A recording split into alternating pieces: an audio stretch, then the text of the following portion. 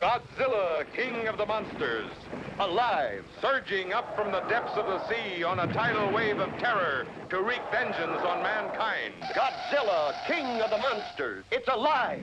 A gigantic beast, stalking the earth, crushing all before it. in a cyclonic cavalcade of electrifying horror. Raging through the streets on a rampage of total destruction.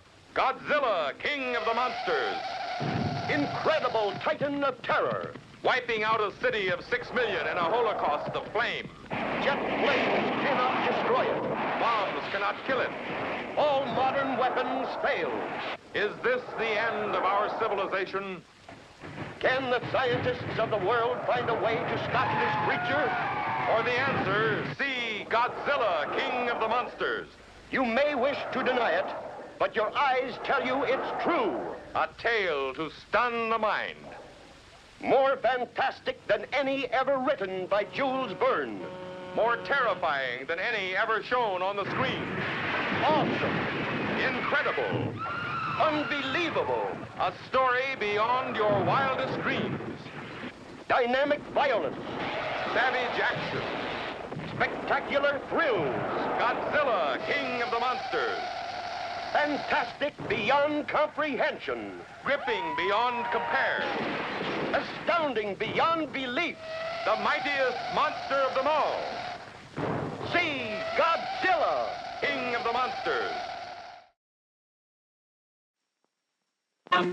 Deedle-dum-dum, deedle-dum-dum. There was a turtle by the name of Bert, and Bert the turtle was very alert. When danger threatened him, he never got hurt. He knew just what to do. He'd duck and cover, duck and cover.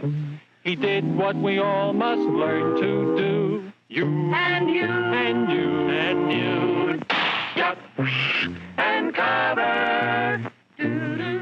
Be sure and remember what Bert the Turtle just did, friends, because every one of us must remember to do the same thing.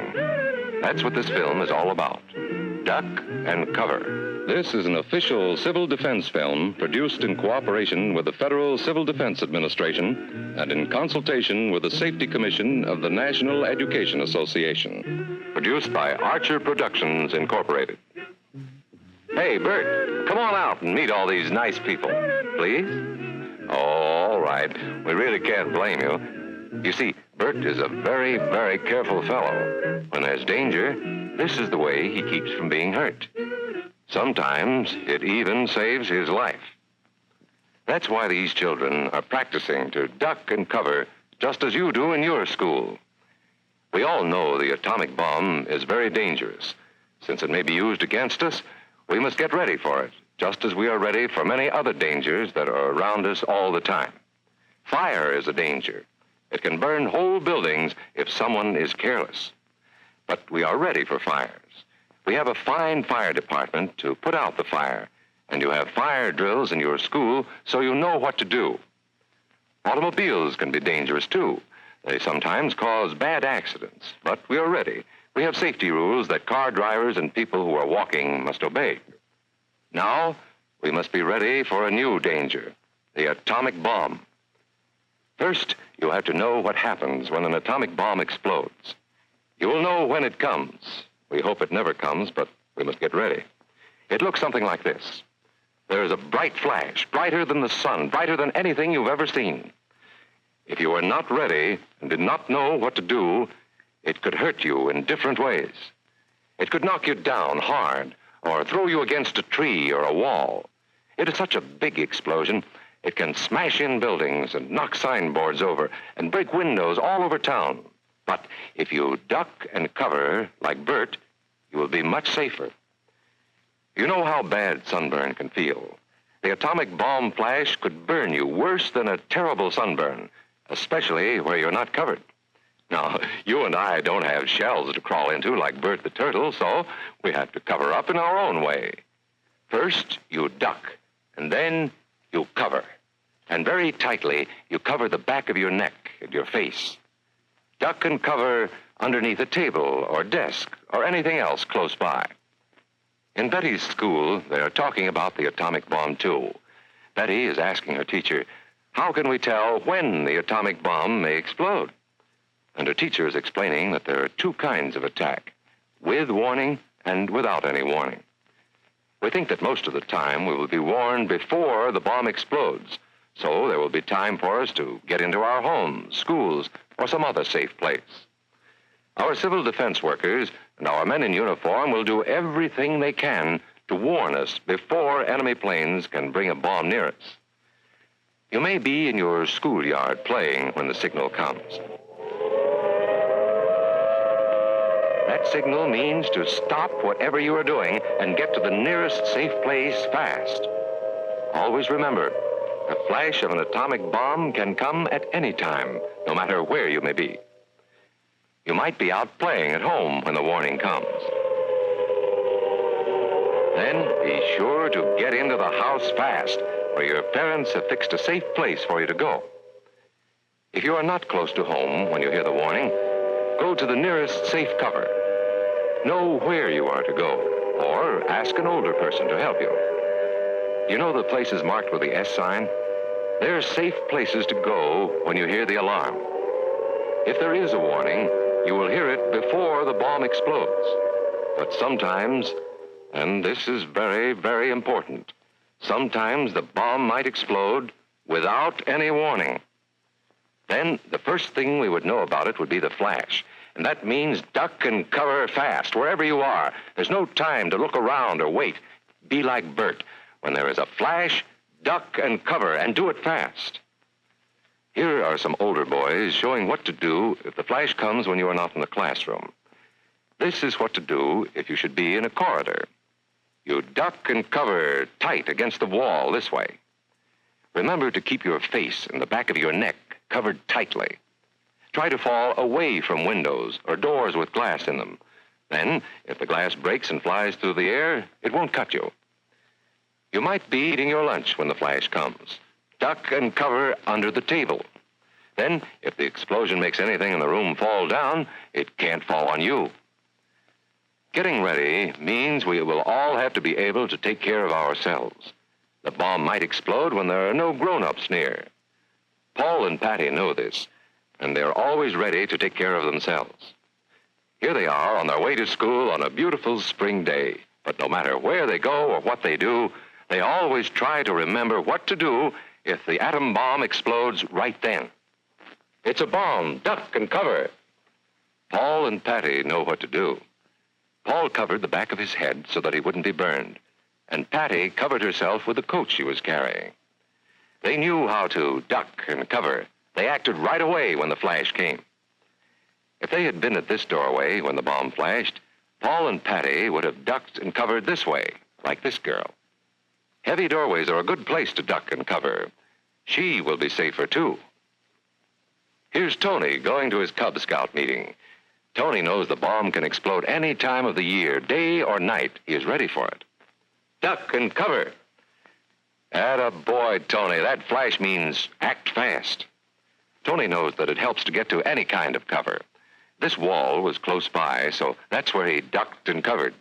Tony knew what to do. Notice how he keeps from moving or from getting up and running? He stays down until he is sure the danger is over. The man helping Tony is a civil defense worker. His job is to help protect us when there is danger of the atomic bomb. We must obey the civil defense worker. We must know how to duck and cover in the school bus or in any other bus or streetcar. Duck and cover. Don't wait. Duck away from the windows fast. The glass may break and fly through the air and cut you. Sundays, holidays, vacation time, we must be ready every day, all the time, to do the right thing if the atomic bomb explodes.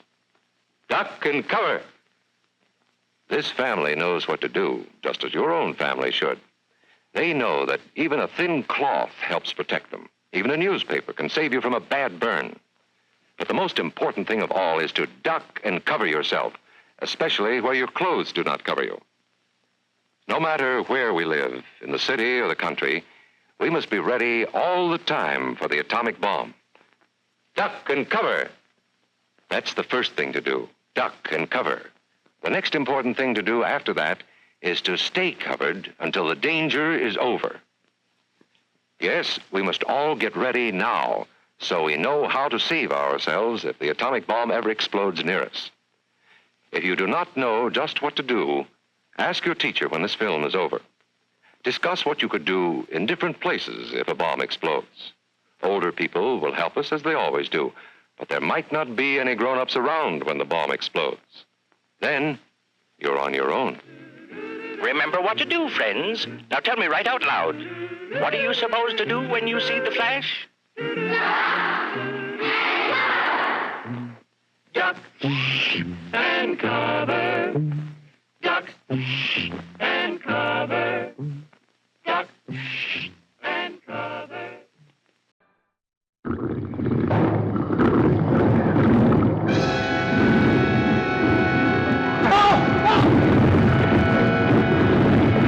A tidal wave of terror engulfs the screen as a raging monster from the dawn of creation attacks the world of man.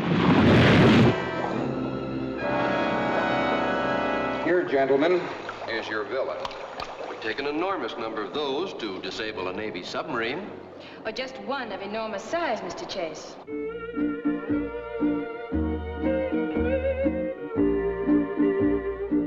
I see they picked an atom sub to go out and fight this thing. Why is that, Commander? Could be because of the new electronic equipment, or her speed. Was she ordered back here from Hawaii just for that? That's right. Think it's as bad as that, do you? I think we're lucky she's here. The H-bomb blasted it loose from the depths of the Pacific. But not even the H-bomb can kill it.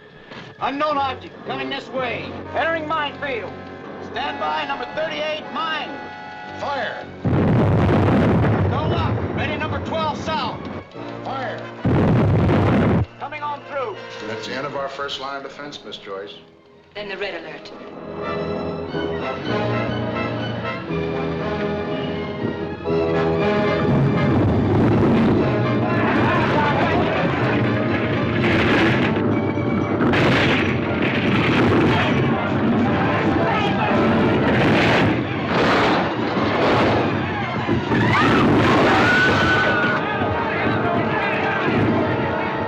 West Coast reels under Holocaust as the men and weapons of the atomic age battle to the death against the ageless monster of the deep.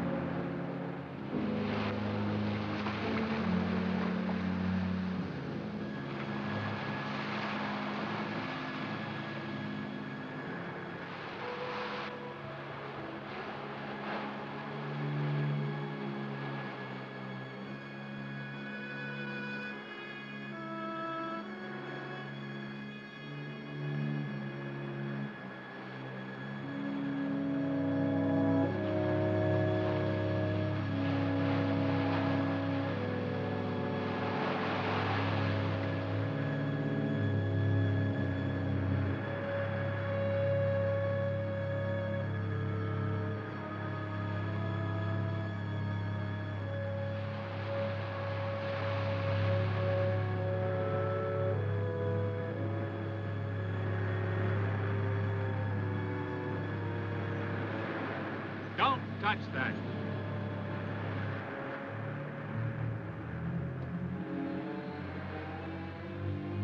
William S. Grant, Special Investigator.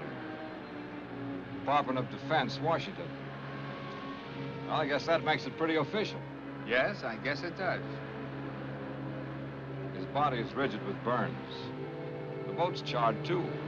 Yet there's no sign of fire. We better get him out of the water. I'll take care of him myself. Just thought I'd give you some help.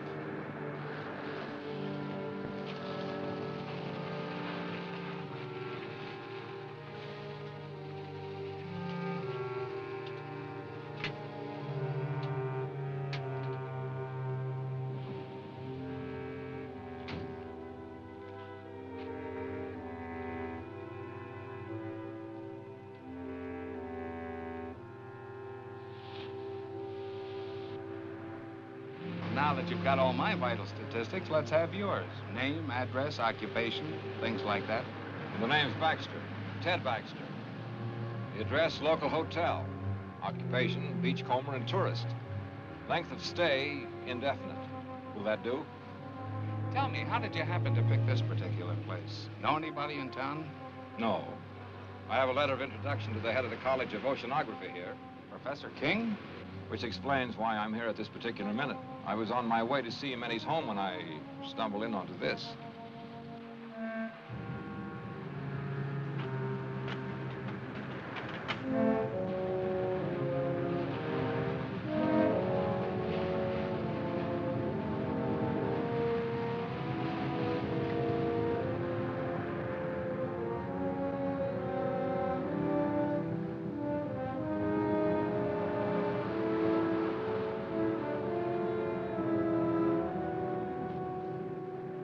Come out of there!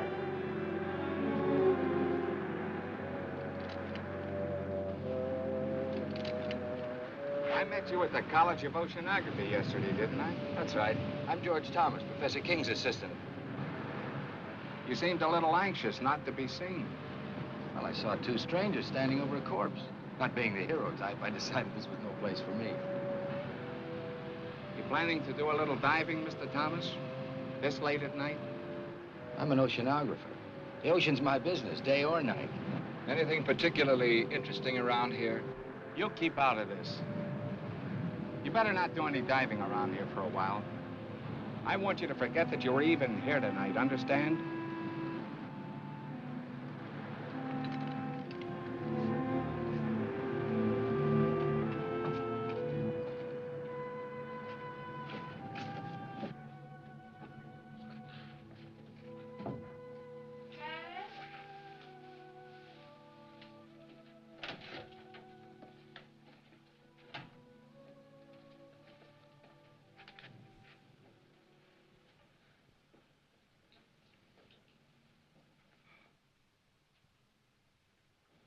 You're soaking wet. So I am. I saw a wonderful marine specimen. I went in after it. With the college on vacation, you're spending more time there than ever. I hardly see you anymore. I've never seen you this detached from me, from reality. I'm working on breathtaking things, Lois. Great things. And you still won't tell me what it is? Not yet. You've got your own staff consumed with curiosity. Even your secretary has asked me if I know what it is you're doing behind that tightly locked lab of yours. She's a sneaking, prying female. I should fire her. And I suppose George is quizzing you, too. A little. I think he feels a deep resentment because you cut him off from your work so. He's an opportunist, not a scientist. I don't trust him nor Ethel. They're both spying on me. I'm not here. I'm in bed. I've been in bed an hour. An hour, you understand?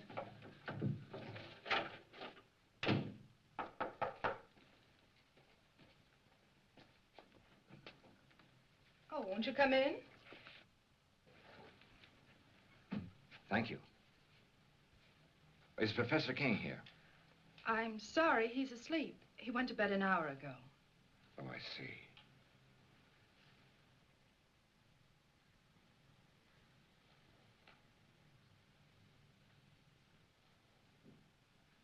Are you sure the professor's asleep? Tell him that Ted Baxter's here. It's urgent. What do you want him for? Please tell him.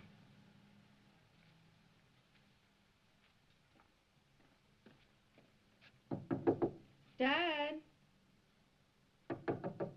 Dad?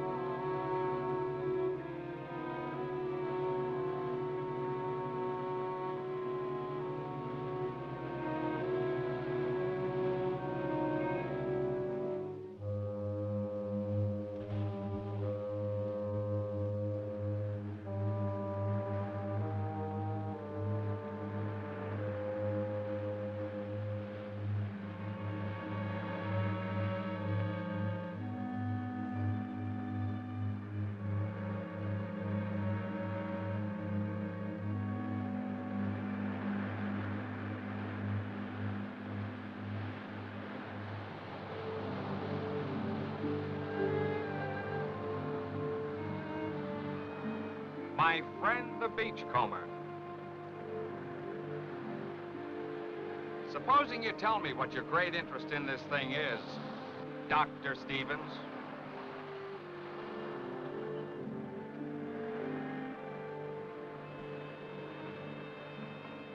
You work fast, don't you? Oh, I've learned quite a lot about you, Doctor. You'd be surprised how well Washington knows you. Care to hear how famous you are?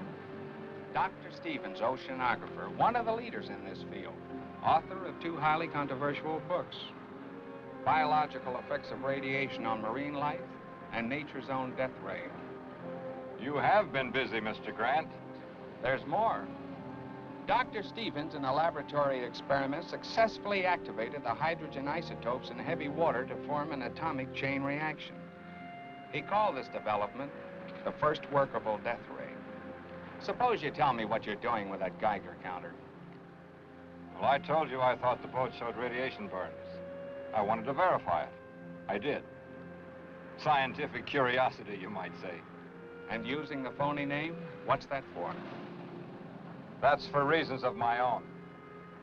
I watched you yesterday, the way you looked out there as if you expected something like this was going to happen. Am I to consider myself a suspect? What happened out there seems to tie in pretty closely with your own experiments. The evidence, if you can call it that, was highly circumstantial. Washington tell you anything else about me? Enough to make me keep my eyes on you. You know, if you leave me alone, I might be able to help you with this. And then again, maybe not.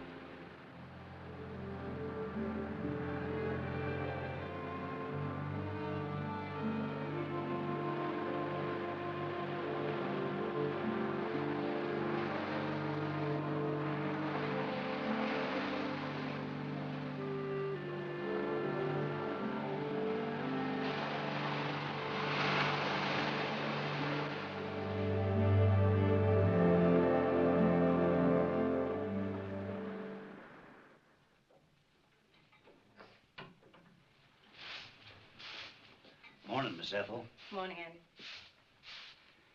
They found Willie Harrison's boat this morning, burned like the others. They ain't found his body. That makes 3 the Phantom's got.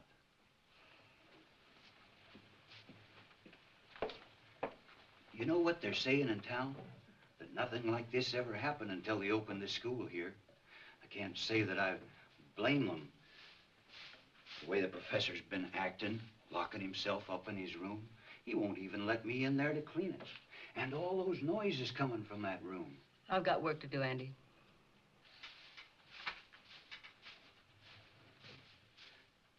And that young one, George. What about George? He's following the professor around.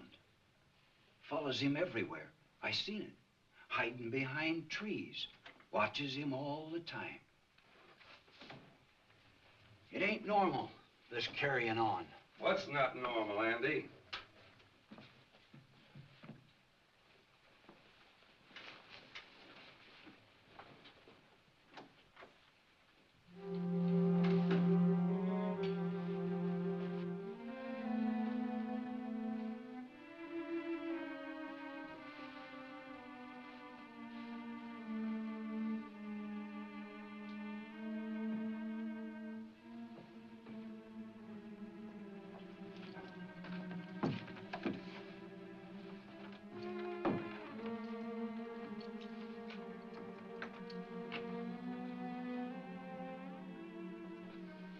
I'm not to be disturbed, you understand? Yes, sir.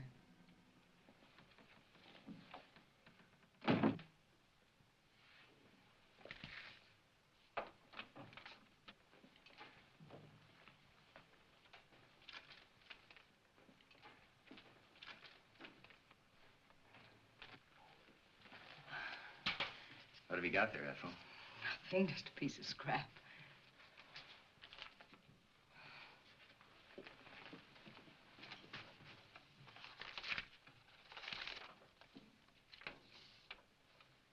HEF increase point 56 dash 24. Point 64 dash 32. Point 70 dash 18. Oh. Keeping right up with the professor, aren't you, George? I'm one step ahead of him. I've got to get into his lab, Ethel. You've got to help me get in there. It's worth a lot of money to me. To you, too. I could tell him what you're up to. You could. But you won't.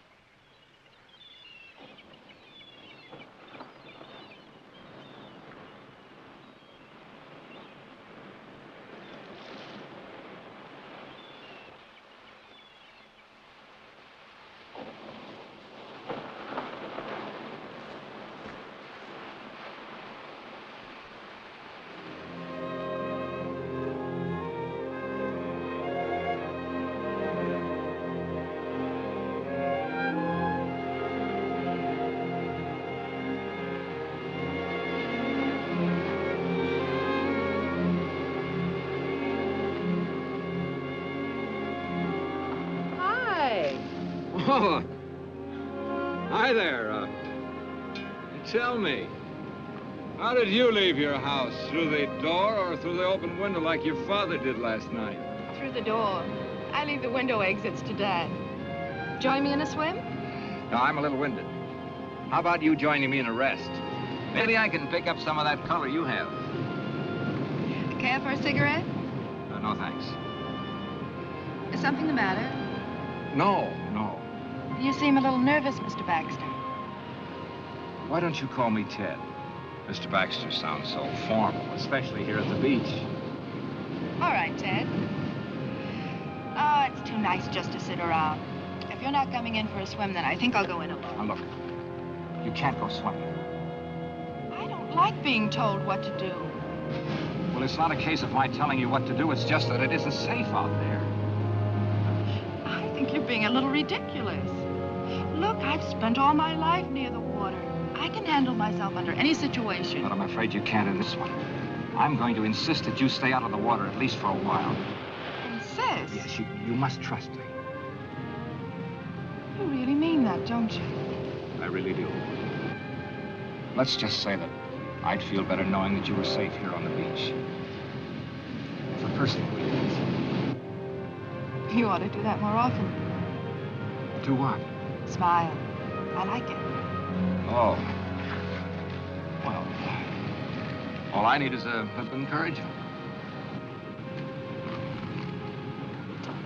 And you've given that to me.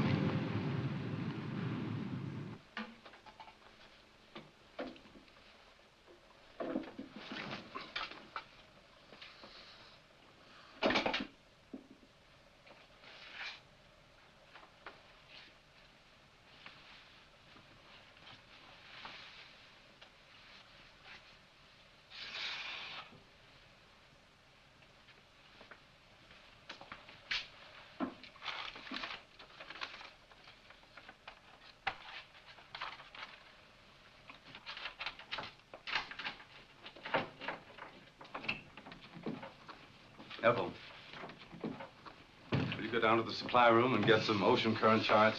Yes, sir. Professor King, I wonder if I might have a few words with you alone. Ethel, I believe you were on your way down to the supply room. I called on you at your home last night, but you'd gone out for a walk through an open window. Yes, my daughter Lois told me that a Mr. Baxter had called. I got a terrible scolding on your account. I'm afraid you ruined my favorite device for getting out of the house when I can't sleep.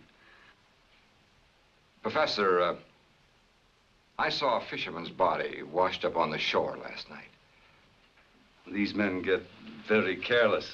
They think they rule the sea, but it's just the opposite. The sea rules us, Mr. Baxter. This man wasn't killed by a natural force. His body was rigid with radiation burns. I think whatever killed him was man-made. Indeed. Very interesting. Although not within my scope as an oceanographer. Just what is it you want of me, Mr. Baxter? Well, I'd like a detailed study of the ocean in this vicinity, the depth and the composition of the floor, Anything that you might have. Take a little time to gather them. I'd like them as soon as possible. Oh, I told my daughter I wouldn't work this afternoon. Why don't you come to the house about 3? Say, if you get there before I do and Lois is out, just go on right in. The house is generally unlocked. Well, that'll be fine. And by the way, I take it you are working with Mr. Grant, the federal investigator. You might say so.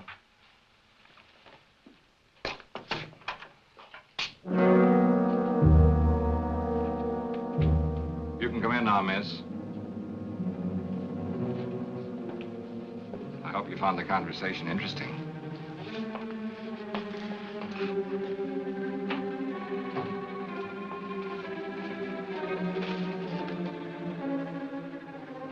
You're an inquisitive woman, aren't you, Ethel?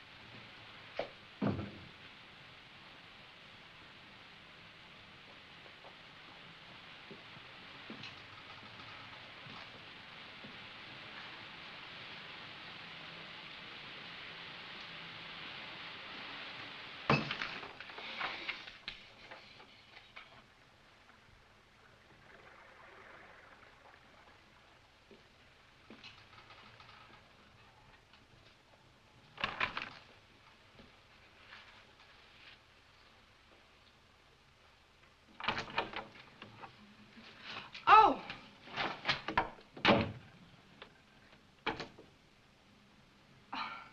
Well, at least you might have knocked. Well, I did.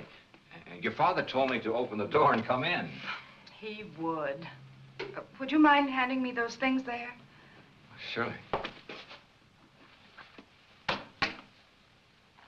Thanks. Is Father expecting you? Yes.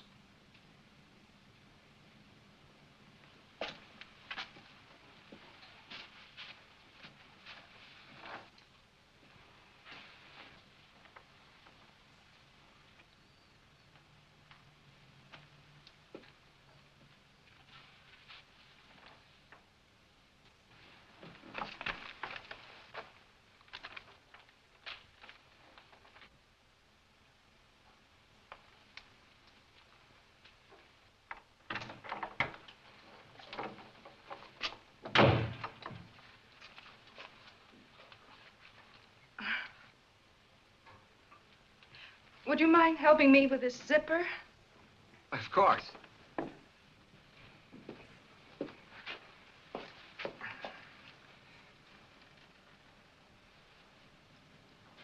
You're an awful long time with that. Mission completed. Sorry to say. Hello. I'm sorry I'm late. Well, now that Dad's here, will you excuse me? Oh, surely.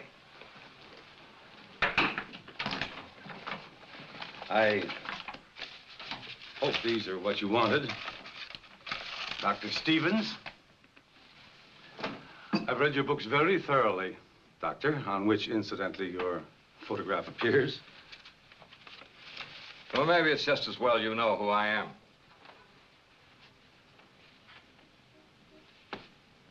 Have you charted the area around Baker's Cove? The area where the accidents occurred? No, I don't think we got around to that. We've only been here 2 years, you know. Well, you've mapped other areas in this vicinity. A few years ago, a submerged deposit of uranium ore was found along this coast. Is there any evidence of a similar deposit along here? No, not to my knowledge. Why? Why, this morning I made a test dive over the area where the accidents have taken place. They weren't accidents. There's a shaft of light coming up out of the ocean. I have reason to believe that it's nuclear in character. Now, any object coming in contact with this light would be subject to extreme radiation. I believe this light killed 3 men. Incredible. You say you made a close examination of this light? Not as close as I would have liked to. It was being guarded by a sea serpent, a hideous beast that defies description. Oh, Doctor, if I didn't know that you were a scientist of high standards, I'd say that you were the victim of the ridiculous phantom stories that are running wild around the village. Professor, you say you've read my stories. Indeed, I have. Much of my work is based on your findings. Well, then you must remember my experiments on activating the hydrogen isotopes in heavy water. Oh, but that was on a miniature scale in a laboratory with a lot of equipment. But on the ocean floor... I proved it could be done. I used artificial means to start the reaction. Then you think that with the submerged deposit of uranium ore, you can get the same reaction on a much larger scale? A weapon like this could destroy anything coming in contact with it. Oh, fantastic. Once the chain reaction had started, it could continue indefinitely. As a matter of fact, keep growing larger. And what about the beast down there? Was he man-made too? I believe so. Since marine life lives in a constant flow of heavy water, the effect of radiation on it would be completely different than it is on humans. Well, that's your theory on mutations, isn't it, Doctor? Yes. And if what I believe is true, this monster that I saw in the ocean was a mutation of some sea creature. You see, it draws its energy from the nuclear light itself, just as plant life needs the sun to grow on. Well, have you any evidence to support this fantastic theory? I created such a mutant in my own laboratory. Oh, come now, Doctor. I destroyed it, just as this creature must be destroyed, and the knowledge that went into creating it. You think that that knowledge might have come out of my college? Since I am head of that college, obviously. Professor, in science, we look for one thing and find another. We split an atom and the hydrogen bomb has evolved. We set up a simple experiment or study on underwater life. Something new and horrible is created. I feel as if I and my experiments are suspect. Well, I haven't overlooked that possibility. If it were a matter of pure science alone, I'd be inclined to examine you most closely. However, there's another element. Another element? The person responsible for this terrible weapon has offered it for sale to the highest bidder. For sale? I don't believe it.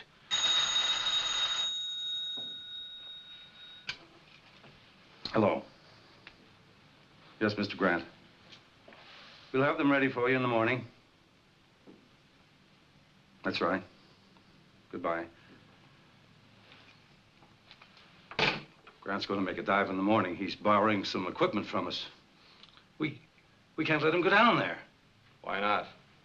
Well, in view of what you told me, I thought, well, it's not safe for him to go down there. Why are you staring at me, Doctor? You seemed so skeptical when I told you the results of my test dive. Yet you show genuine concern for Mr. Grant's safety.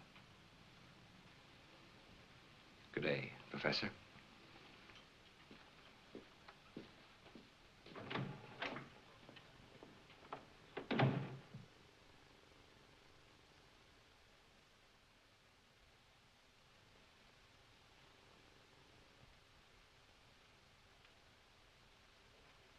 Ethel.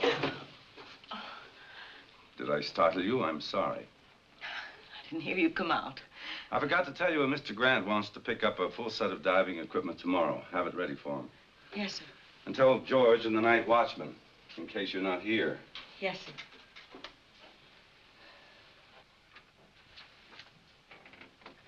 Ethel, I consider you an intelligent woman. A bit bitter, perhaps. No great lover of mankind, but still intelligent. I'd like your opinion. What would you consider a just punishment for a man or woman who would betray his fellow man for money? One who would take a scientific discovery of monumental scope and use it to line his or her pockets. I don't know. Would you consider death just? Well?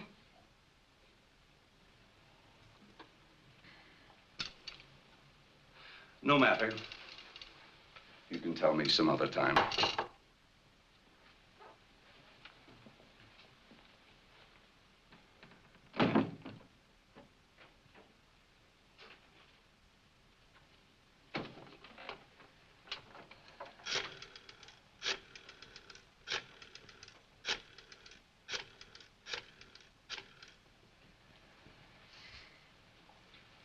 Hello. Get me Mr. Grant, please.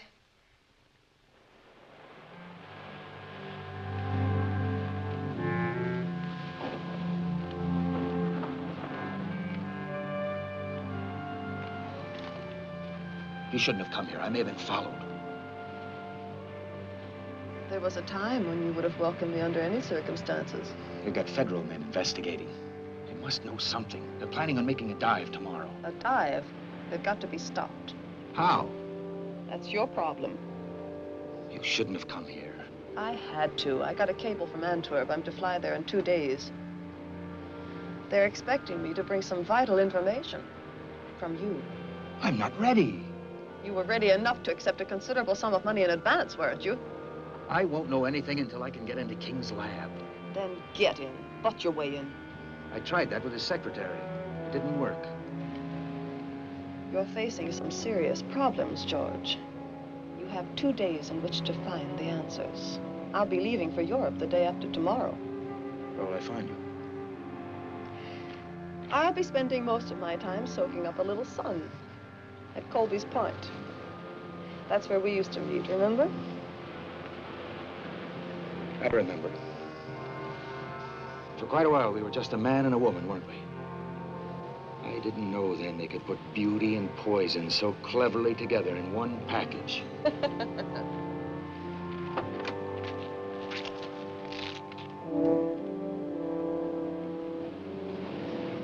Colby's Point, remember?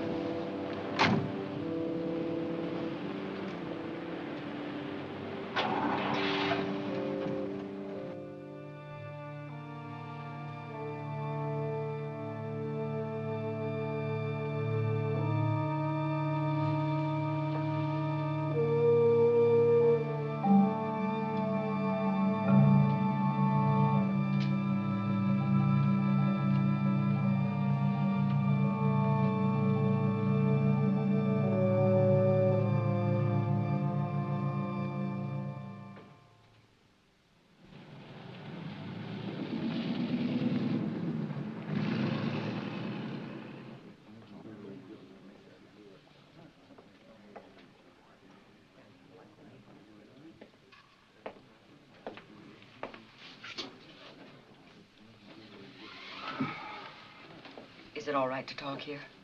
Go ahead. I can tell you what you want to know. All right.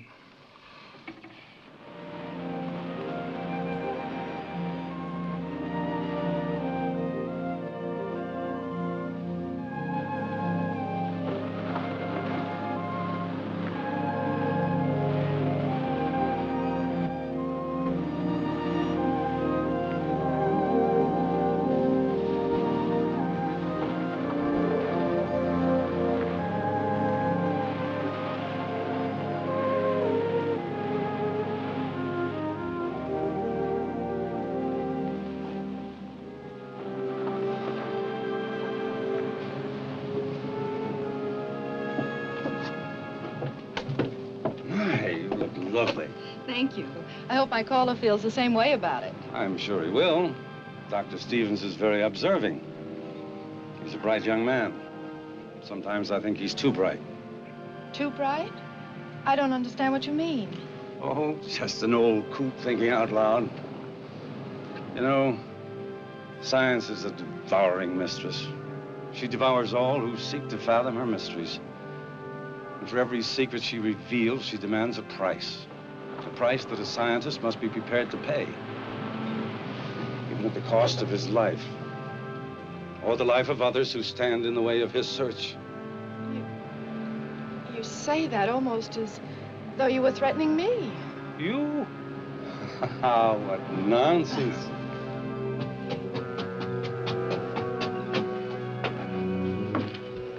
Good evening. Good evening. Evening. I dare say you two won't mind being left alone.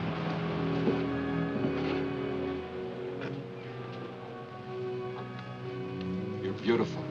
Which is a good opening line for any date. Oh, I've got more. But they require an entirely different setting. How about a nice walk along the ocean?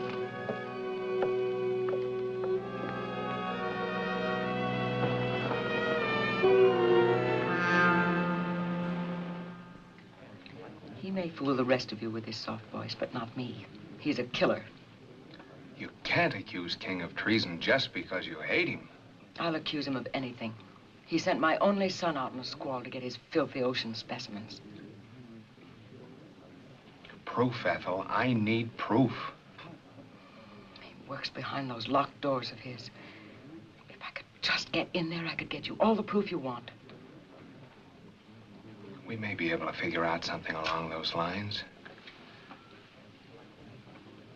If I could show you how to make a wax impression of those locks, could you do it sometime tomorrow? I'm sure I could. Come on.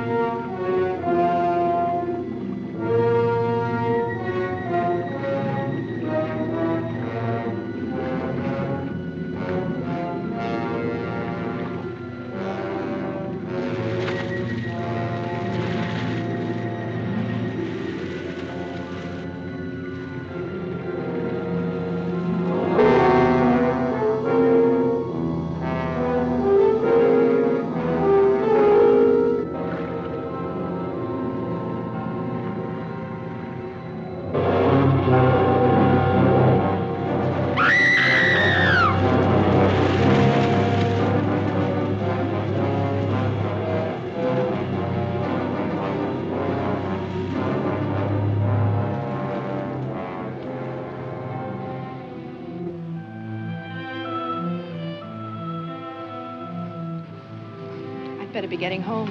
It's late. It's been a lovely evening. Yes, it was pleasant. And it did go fast. Mostly in talk about my father and the college, now that I think of it. You've learned a great deal about him. Natural curiosity about a fellow scientist. There were some very pleasant moments of silence, too. We really should go. All right.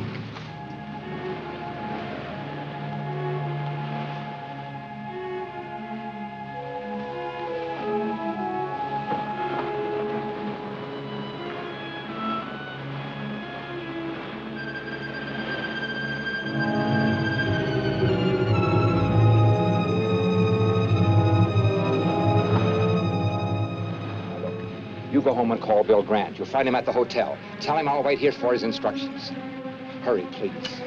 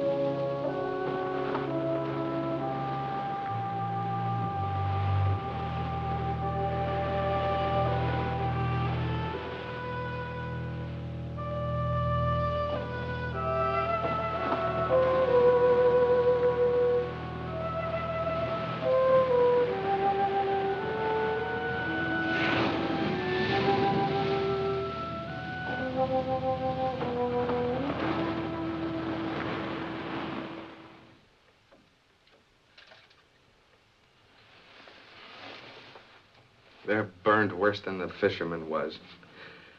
I think it's about time we did something about this. We? Am I off your list of suspects? Earlier today, I had a long talk with Washington.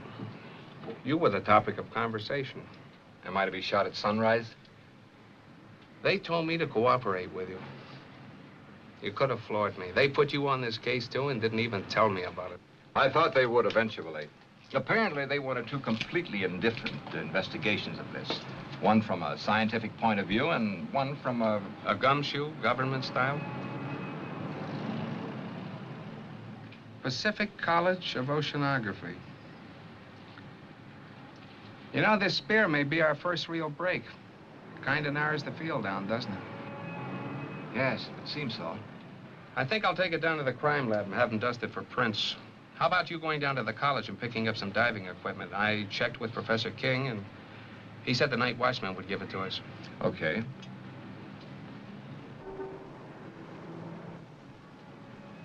What do you say we make our dive about 6 a.m.? Yeah. Bill, I made a test dive yesterday. It's pretty grim. There's a shaft of radioactive light down there. Touch it and you're dead. And if that isn't enough, there's some kind of an animal standing guard over it. Then there really is a basis for these phantom stories? I'm afraid there is. This'll take care of it. And I won't miss. Now, my principal interest is the light ray. Now, you will have to draw whatever it is down there away so I can get a good look at that light. And Bill, now, it isn't going to be easy or pleasant. Neither is this.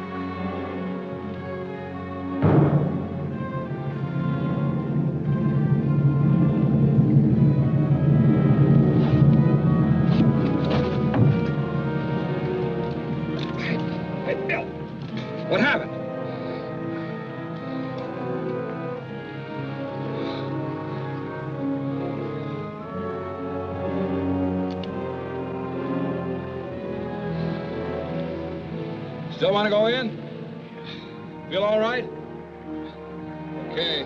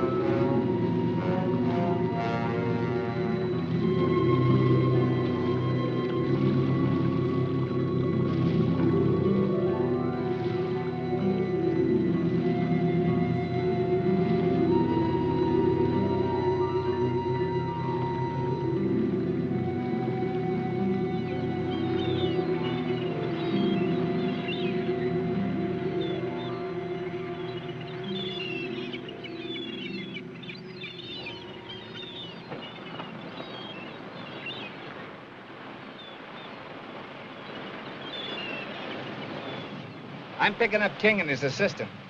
What for? The poison in that mask came from the college, and so did the spear that was fired at you. So we can prove a charge of attempted murder. That's not what we're after. We want to know who created that thing and how to destroy it. Don't you understand, Bill? It's the knowledge, the know-how that went into making that ray. That's the real danger. It all ties together. We were getting too nosy, so King tried to get rid of both of us. Maybe it was George. Maybe both of them. The secretary could be tied into it for all we know. Now, roll her out. We were, well, talking. She tells me she can prove that King's behind this whole thing. Prove it? How? I rigged up a set of keys for her to get into his laboratory. She tells me all the proof I need is right in that room. I hope she's right. We'll know tonight.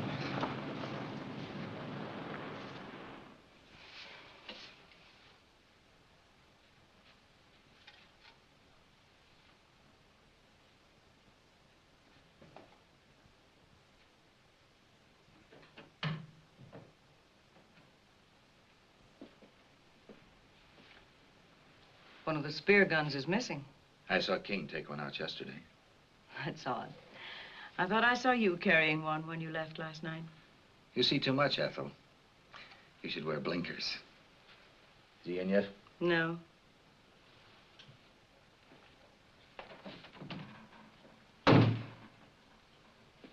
got to get in there today. Break the door down. He mustn't know, Ethel. This is important to me, as important as staying alive. I can't help you. This is serious. I'm in trouble. You like that, don't you? I've too much trouble of my own to worry about yours.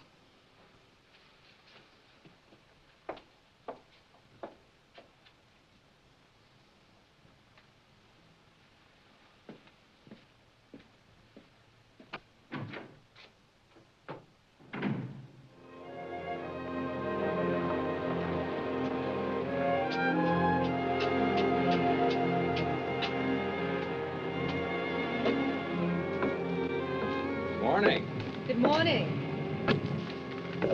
Dad told me that you and Mr. Grant made a dive. Yes. I'm glad I learned about it after it was all over. I phoned the college. They told me your father was at home. He was terribly upset when he heard the news. The boy, the one in the boat, he was one of his students. Oh, that's a shame. I'd like to talk to your father.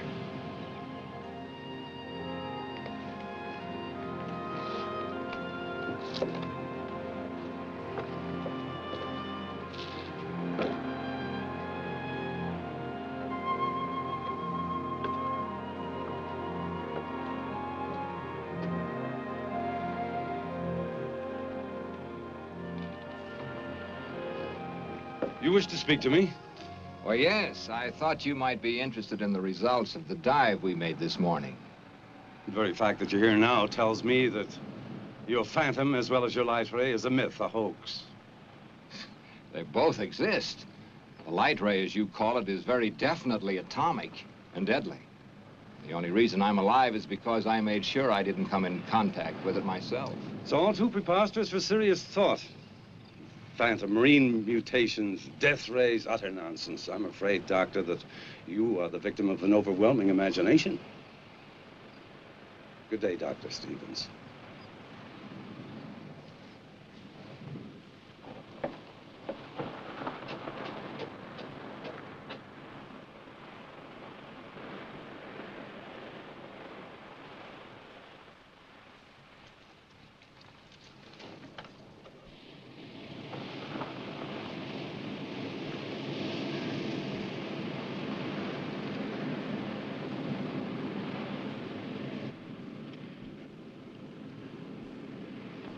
You don't look well, George.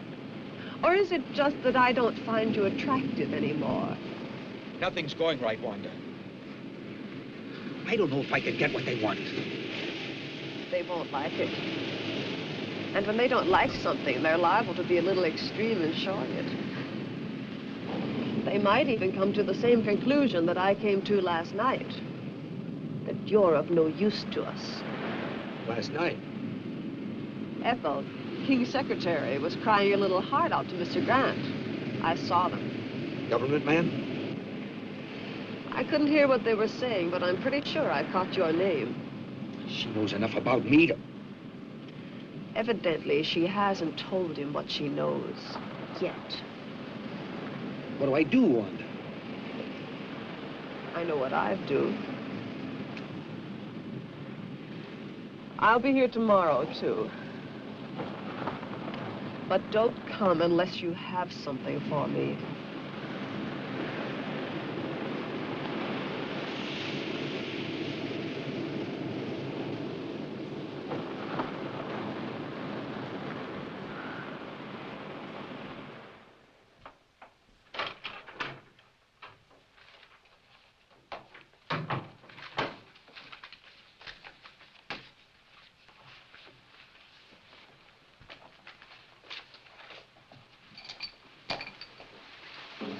You're working very late tonight, aren't you, Ethel?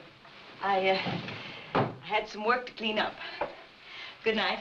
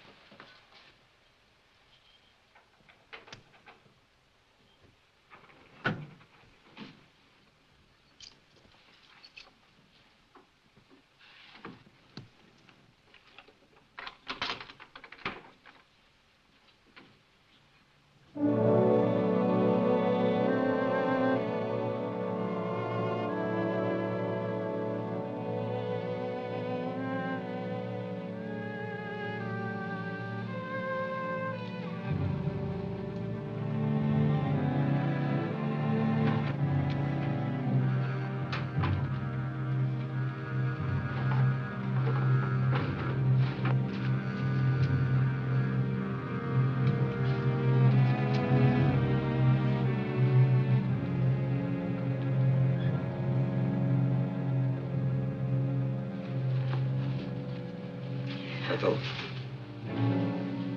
I believe you were looking for these.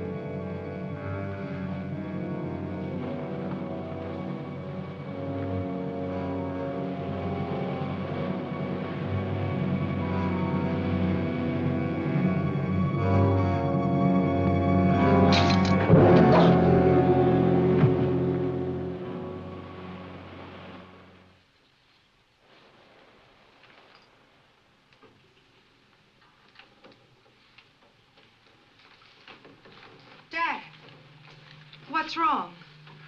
Oh, I feel so old, so tired, defeated. Dr. Stevens, I want to apologize to you for my rudeness this afternoon. I've had a few very trying days. Of course, I understand. Maybe I better leave. Come in. Professor King? That's right. Were you at the college tonight? Yes, for a while. Mind telling me when you left? About an hour ago, I think. What's this all about? Your secretary, Miss Hall, was found murdered a short while ago. Ethel. She left the college. A few minutes later, you followed. That it? I don't grasp the significance of that fact. Do you think that I would take a human life? Willfully, deliberately? She just as well as told me you were going to kill her.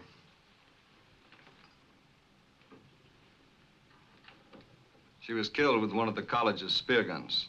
Am I being formally charged with this horrible thing? Not yet. But it's just a matter of time. Come on.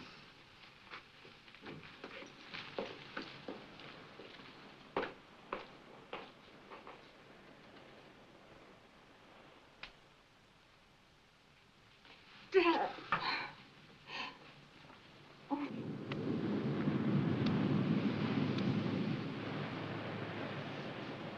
We just gonna sit here all day?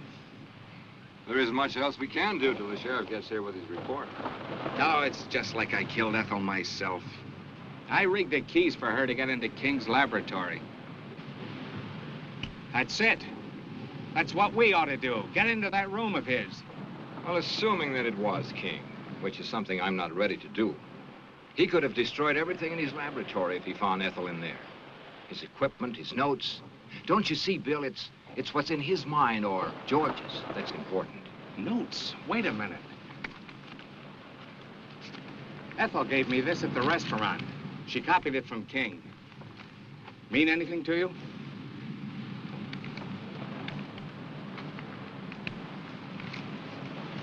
Oh, we solved your murder for you, Mr. Grant. Same spear gun fired both shafts. The one that tried to kill Doc here and the one that got Miss Hall. Same fingerprints over both of them. They were George Thomas's, King's assistant. The dumbest killer you ever saw. Left the spear gun in his car. Same prints all over it. And to clinch it, he didn't come home last night. I guess I'd better put in for retirement. I sure had this one figured wrong. I called the college to tell the old man he was in the clear, but no one answered. He's probably at home. I think I'd better go tell him. Tell the old man I'm sorry. I kind of have an idea where we can get George. Want to come along? Might be able to use some help. Come on.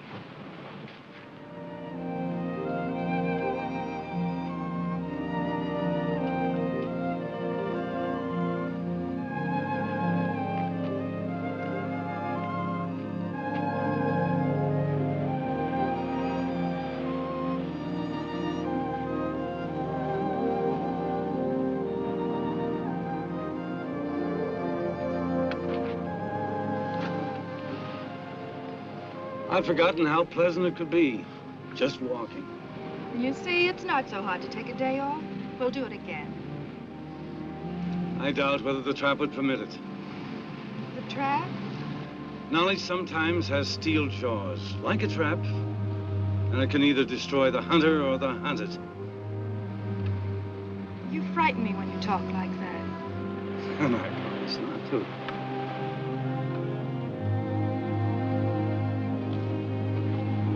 Oh, here comes your Dr. Stevens. I have some news that I think will interest you. About Ethel's murder? The sheriff has proof it was George. I knew it wasn't you. Why would he want her dead? It's possible that Ethel found out that, well, he had to silence her. Why in the gloom? Dad's just been acquitted of murder. Lois, I'd like to talk to your father alone. Why? It'll only take a few minutes, dear. You better run on home. I'll follow you there. You'd better go, please.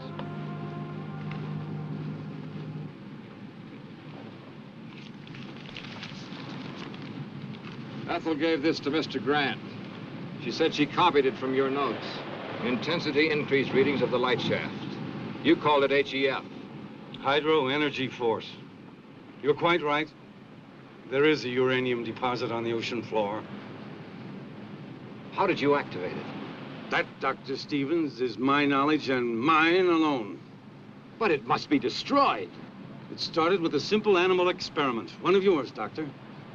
I thought so. And I advanced it way beyond the scope of your imagination. Didn't I? Don't tell me how you created it. Tell me how to destroy it. I don't know that I want to. But, Doctor, you're not free to do as you wish. 5 people have died as a result of that thing. You're quite right. But just give me 1 hour to think about it. It's a decision that's not easy to make. I have no other choice. Thank you. I'll meet you here. And, Doctor, stay with Lois. She'll need you.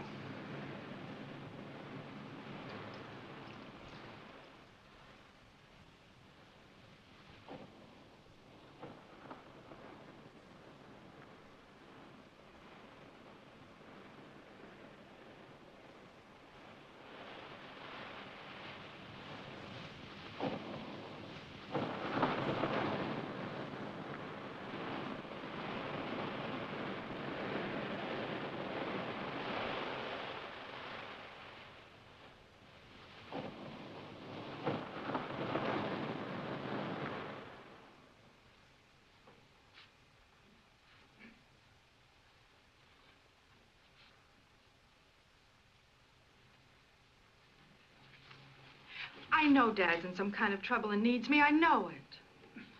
But your father asked you to wait here. I can't. We've got to find him. Do you know where he might be? Well, he possibly could have gone to the lab. Well, then I'm going then. Now, wait a minute.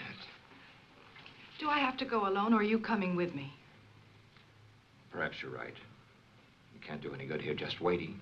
Let's go.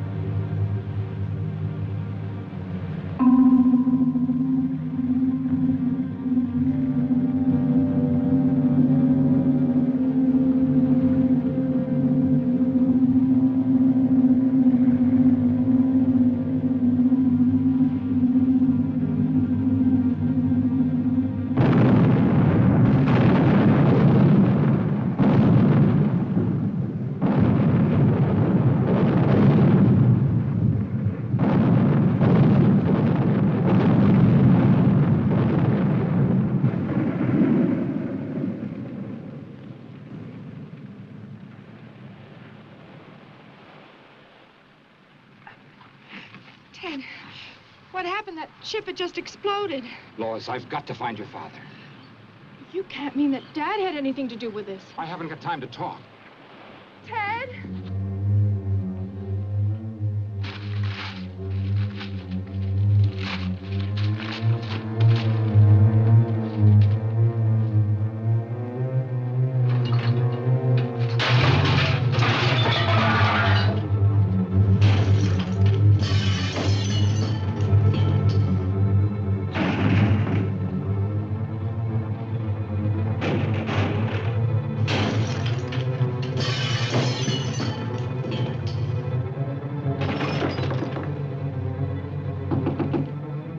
Professor King!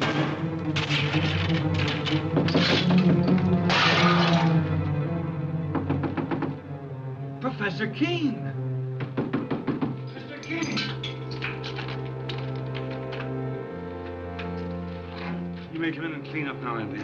It's about time.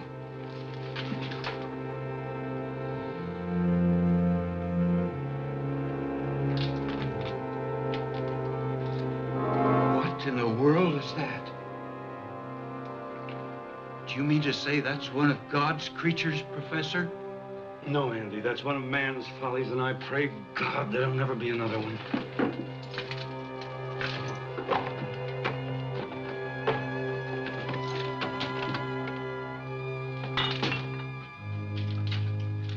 Goodbye, Andy.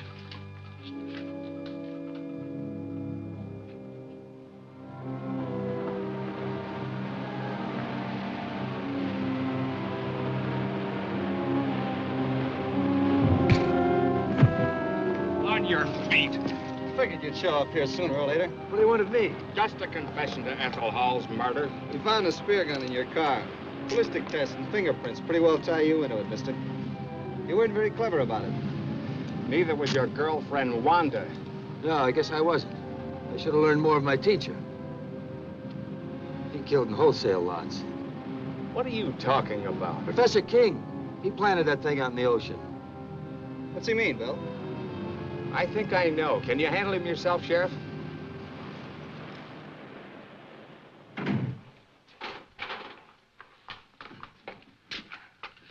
What happened? Where's Dad? He left a few minutes ago, Miss King. Did he say where he was going? No, he just busted up the place and left in a hurry. Why destroy all this? His experiments, his life's work. I'm afraid only your father can explain that. But I still don't understand. Do you know why he did this? I think I do. What a mess. King? Yeah, I left a few minutes ago. Probably headed for the beach. We're on our way there now. Let's take my car. Come on, we can hurry.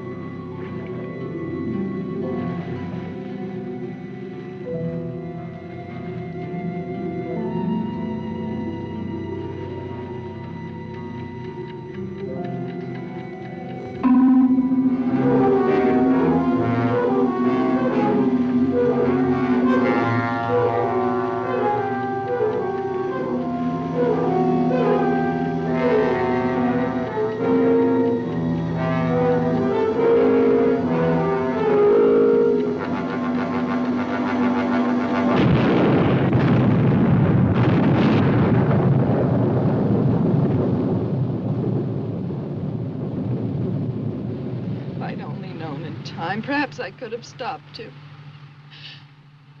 I know he meant this power to be used to help humanity, not destroy it. I'm sure he did. And he paid for his mistake. Nature has many secrets that man mustn't disturb. And this was one of them. I know.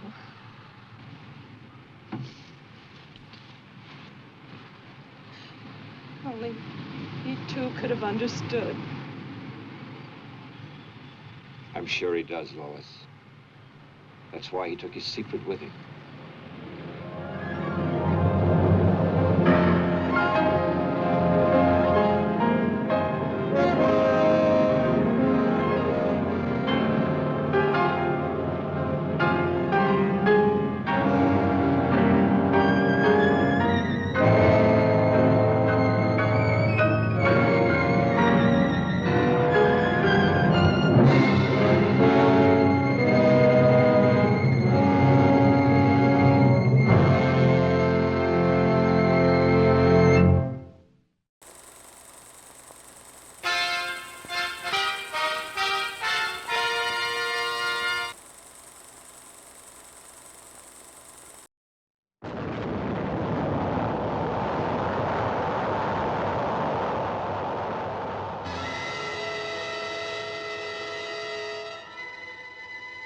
I say there are things better left unsolved. Who knows what waits for us in nature's no man's land? Impossible, unbelievable, fantastic. But I tell you, it could happen. It could happen. It could happen. It could happen. Yes, it could happen. For various authorities believe that buried somewhere under the polar ice cap, in a state of suspended animation, are the awesome creatures, the leviathans that roamed the earth at the dawn of time. And under certain conditions, a nuclear explosion could free one from his icy tomb. Then, guided by instinct, the beast would come back to the caverns of the deepest Atlantic where it was spawned. An armored giant, wreaking his prehistoric fury on modern man and his puny machines. Cities would be terrorized by the cruel intruder from the past. Populations crazed and panicked with fear by its destructive force. Granite and steel would crumble. Soldiers and their weapons would be powerless before the onslaught of the beast. The beast. The beast. The beast from 20,000 fathoms. Herald Square, 34th Street, Broadway. Every section of the city is guarded. No one knows where the monster will strike next. Another one, Colonel? No. You know what the radioactive isotope is? No, but if it can be loaded, I can fire it. I'll load it. Just remember one thing. This is the only isotope of its kind this side of Oak Ridge, so you can't miss.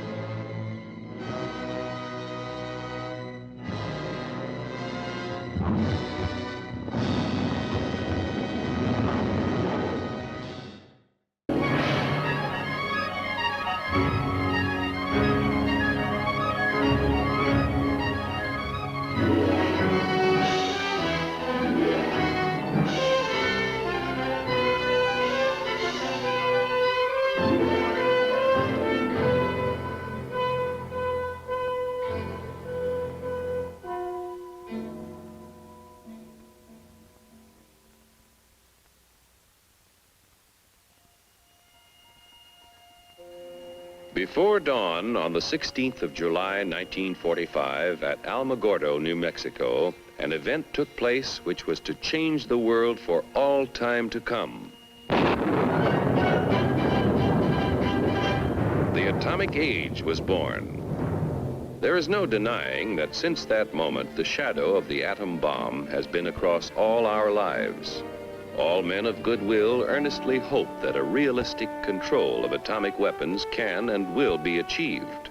Meanwhile, good sense requires that all of us prepare for any eventuality. But wisdom demands, too, that we take time to understand this force. Because here, in fact, is the answer to a dream as old as man himself. a giant of limitless power at man's command. And where was it science found that giant? In the atom, a particle so infinitely small that it takes over 100 billion atoms to make up the head of a pin. Just as other millions and quadrillions of atoms are the tiny building blocks which make up everything in the world. Ships and shoes and sealing wax and cabbages and kings. Although no one has ever seen an atom, scientists have learned a great deal about how they behave, and there are widely accepted theories as to what they're like. Let's start by meeting a leading authority on the subject, Dr. Atom. Now, observing the professor himself, we can see that his structure resembles, in many ways, something almost as vast as the atom is small, the solar system. And there are certain similarities. Here, the sun is the center, and the planets revolve around it. While here, the nucleus is the center, with electrons in surrounding orbits. But whereas the planet's movement is like this, neat, orderly, and predictable, the movement of electrons is slightly different. There are other differences, too. Hey, hold it! Thank you. Now, the solar system is held together by gravitation, while the force holding the atom together is electrical. The electrons, which are negative, are attracted by the protons, which are positive, and vice versa. But here in the nucleus are other particles with no electrical charge, called neutrons. Very important characters, too, as we shall see. And equally important when it comes to atomic energy is what scientists call the atom's binding force. It's a kind of cosmic glue holding the nucleus together. This, then, is a single atom, but certainly not all atoms are alike. There are in nature more than 90 basic elements, which is science's term for families of atoms.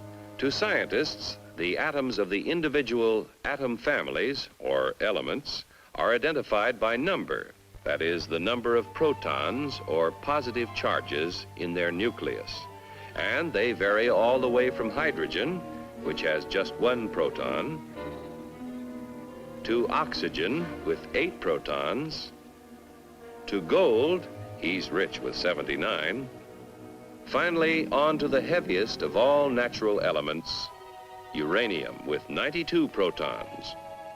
Now, within each element, or family of atoms, there can be different members, each one having the same number of protons, but differing in the number of neutrons. The total of an atom's protons and neutrons is its atomic weight. Thus, in natural uranium, we have U-234, U-235, and U-238. These different members of the same element or atom family, science calls isotopes. Some elements, tin for instance, have a great many isotopes. Others, like aluminum, are lone wolves with just 1.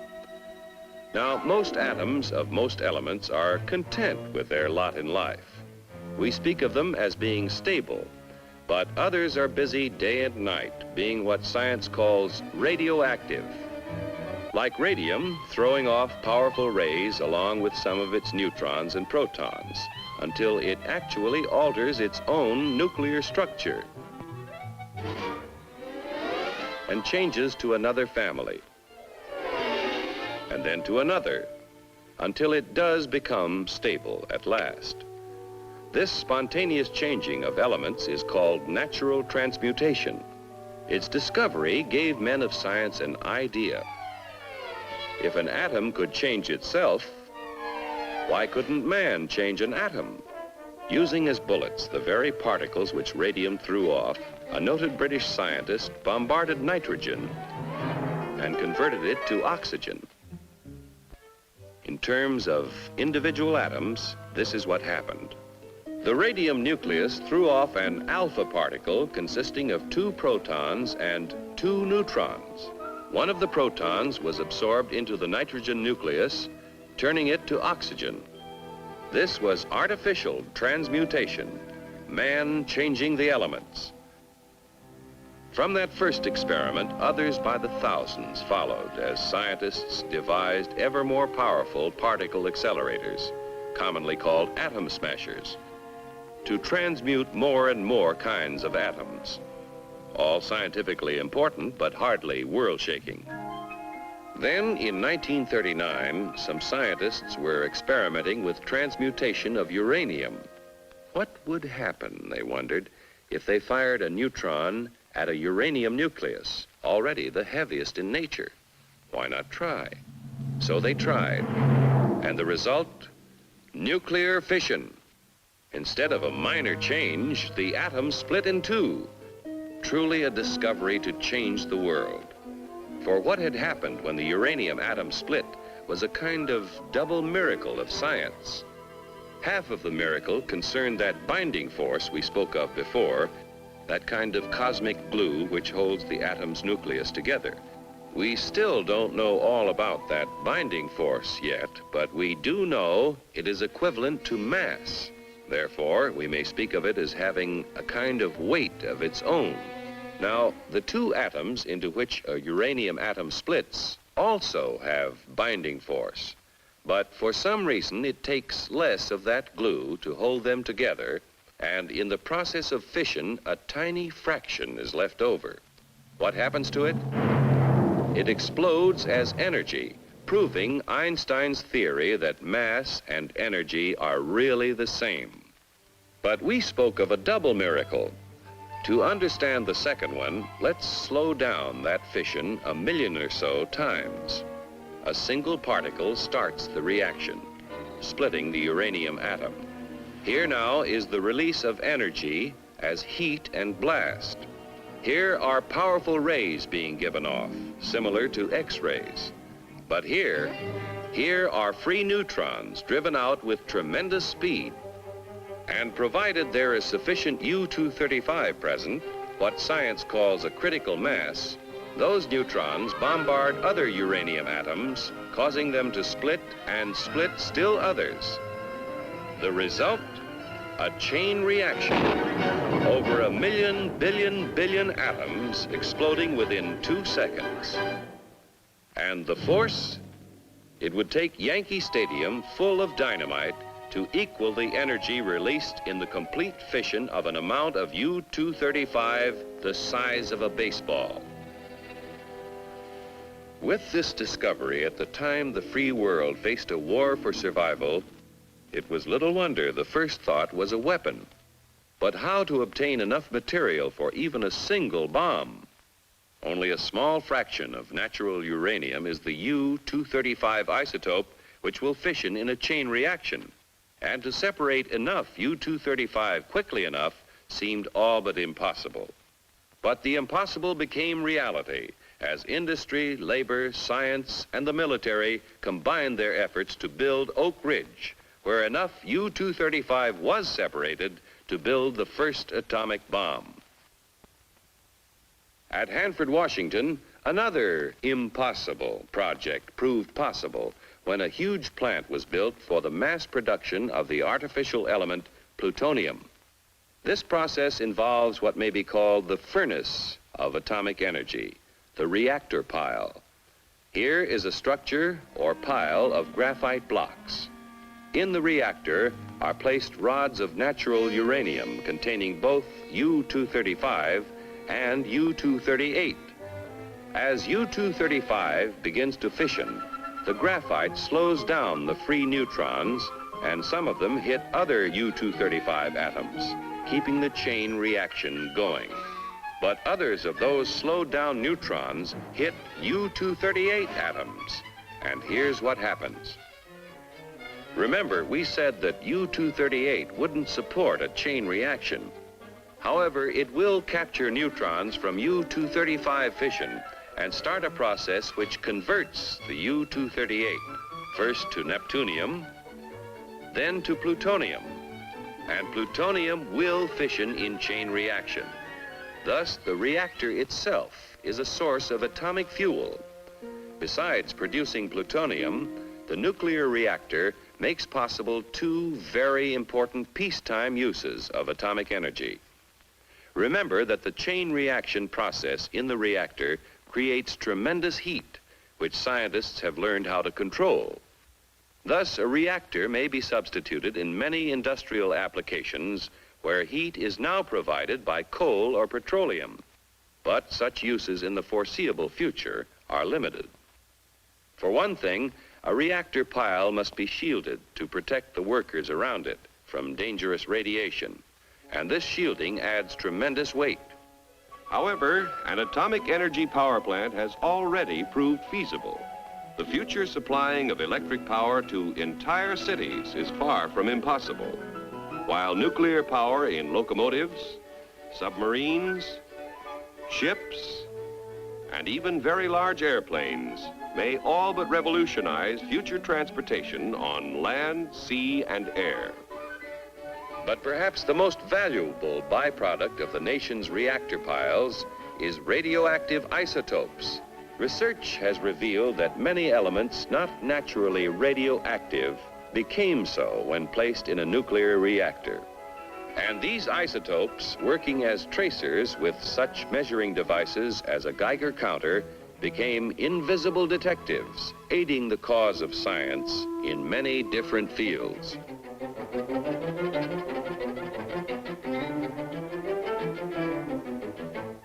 In agriculture, isotopes are now used to test such things as the effect of fertilizers on plant growth and the proper timing for their use, helping to assure bigger and better yields from tomorrow's farms. In industry, isotopes have found literally hundreds of new uses, such as the automatic thickness control of sheet aluminum, saving hundreds of man-hours of labor and assuring accuracy never before possible. In the fields of medicine and biochemistry, isotopes are performing near miracles of diagnosis and discovery. With radioactive sodium, doctors are solving more of the seeming mysteries of heart disease and circulatory disturbances. Radioactive phosphorus has been used to locate tumors in the brain and greatly simplify operations for their removal. Iodine-131 finds one of many uses in revealing conditions of the thyroid, and there are many more. New ways of using isotopes are being discovered constantly through the tireless work of modern pioneers in such fields as chemistry, metallurgy, medicine, and biology. Truly, the superpower which man has released from within the atom's heart is not one, but many giants. One is the warrior, the destroyer. Another is the engineer, seeking to provide vast quantities of energy to run the world's machines. Another is the farmer, helping to better feed tomorrow's world. Still another is the healer, helping to diagnose and cure the sick. And the last is the research worker, working on in the fields of pure science to reveal more of the mysteries of the universe. But all are within man's power, subject to his command.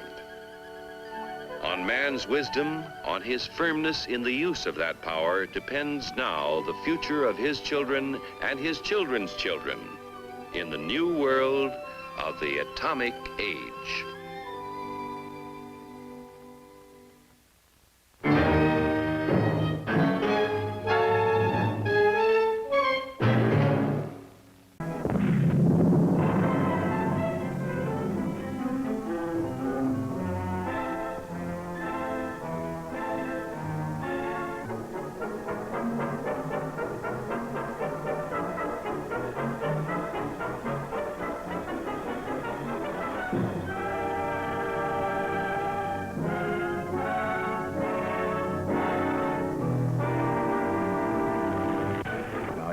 Exactly as I say. Step down from there. I'd always found the female of the species was more responsive to electrical impulse than was the male. It's fortunate that we met here. Shall I show you how it was done?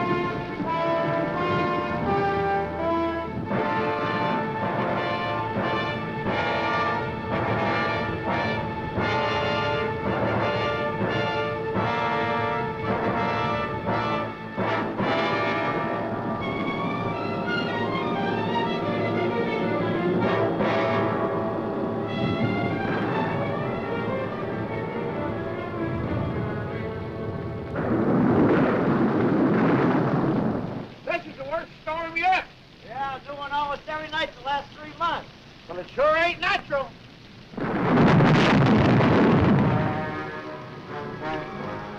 I'm getting away from this lightning catcher while I still can. Oh, you'll be soaked to the bone before you get 10 yards.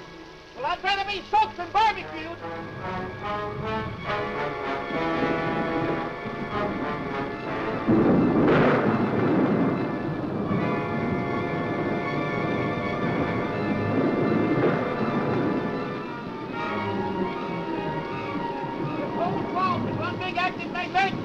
Get to the crossroad and make it to the main road. Maybe we can make it over to the old Willow's place. Are you out of your mind? You actually believe in that monster? Well, the newspaper stories say... Oh, that's your racetrack.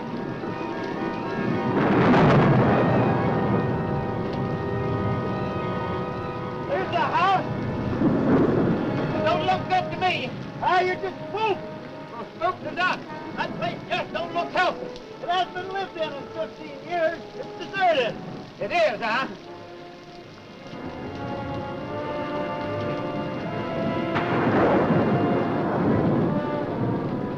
I thought you said this place was deserted. Well, it's supposed to be. I don't get it.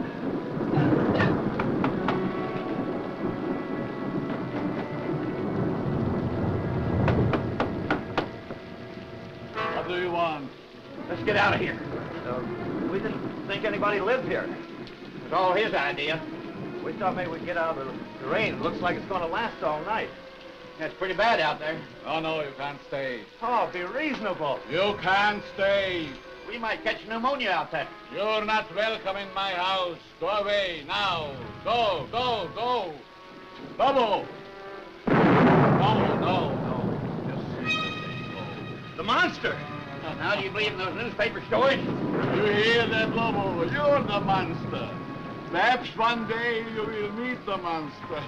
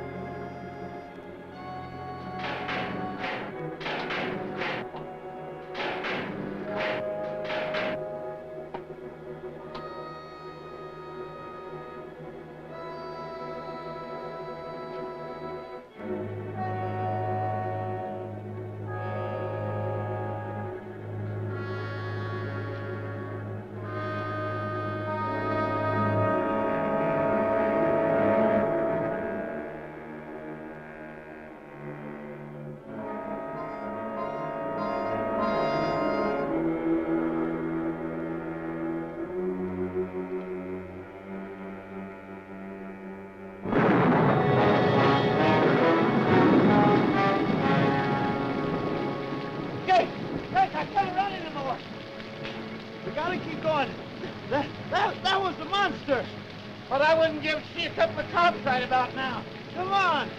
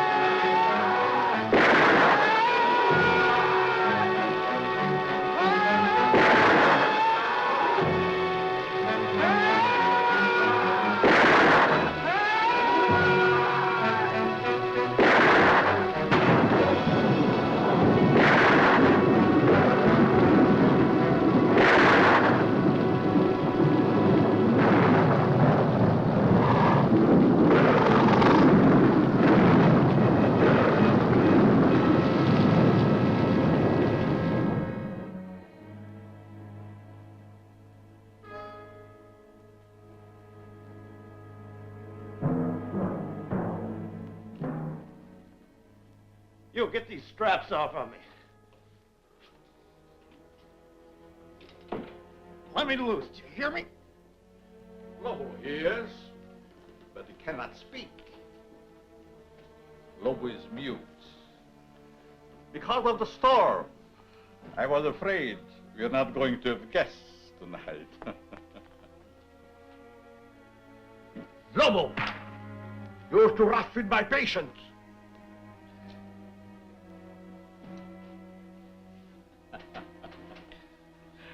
Already he tires of our humble hospitality.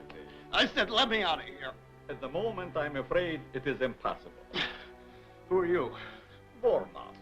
Dr. Eric Vornov. The name will mean little to you.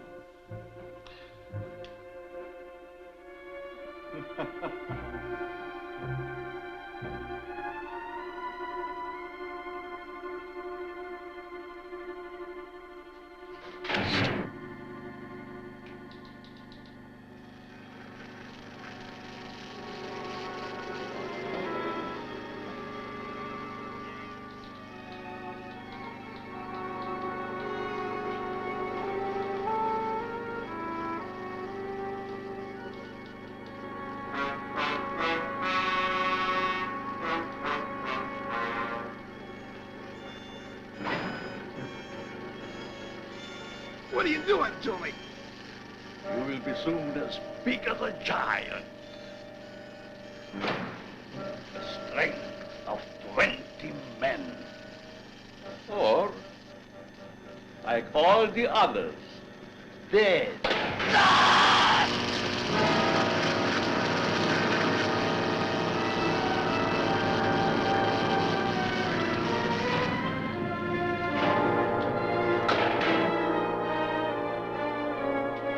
Turn off the switch.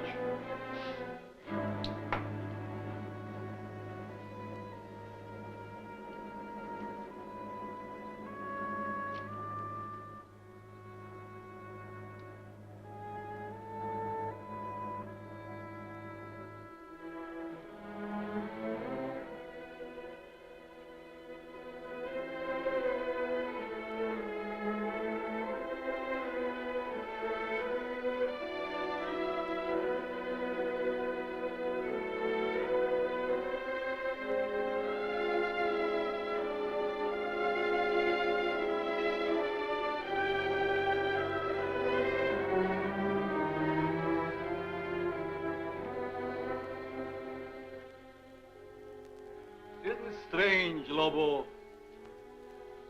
Our friend always returns home after his long, tiresome swim.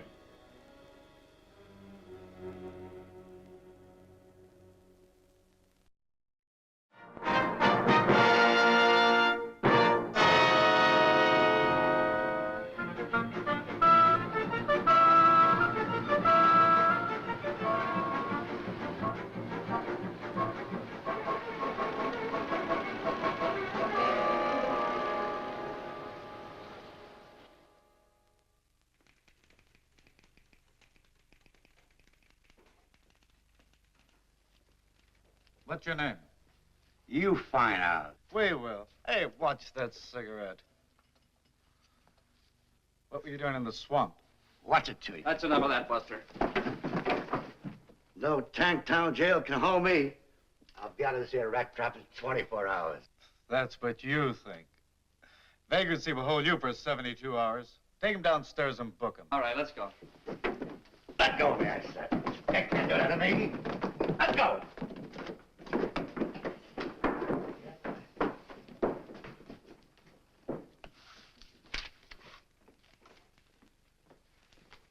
Hey, where do you think you're going? What do you mean, where do I think I'm going? I got Captain Robbins' newspapers. You have you? And since when you don't leave the captain's papers with me? Since the captain told me to bring them in myself. When you read them first, you mess them up. Hold your tongue and give me those papers. I'll have you locked up for peddling without a license. Kelton, I got a license. Want to bet I can make it expire all of a sudden?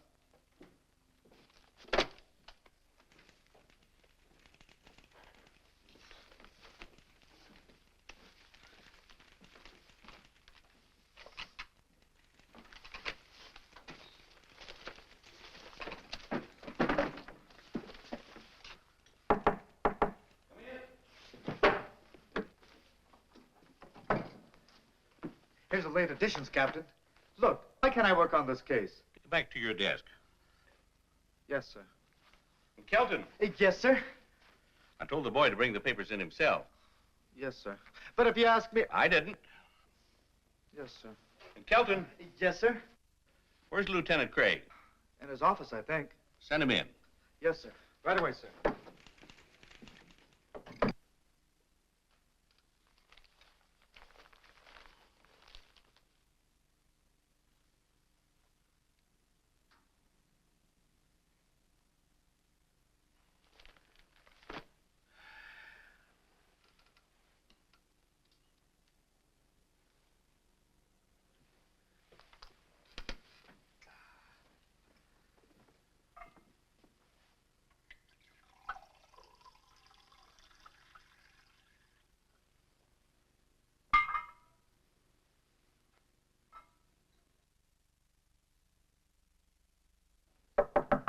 Come in.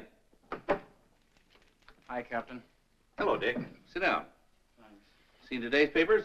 Is there anyone who hasn't? Well, there's one nice thing about birds. They never cause anybody any trouble. Your girlfriend writes a good story. She thinks so. Anything new? No. 12 disappearances around this place and nothing to go on. And nothing this time either. I've been around that swamp so many times, I'm getting web-footed. It's been fired recently.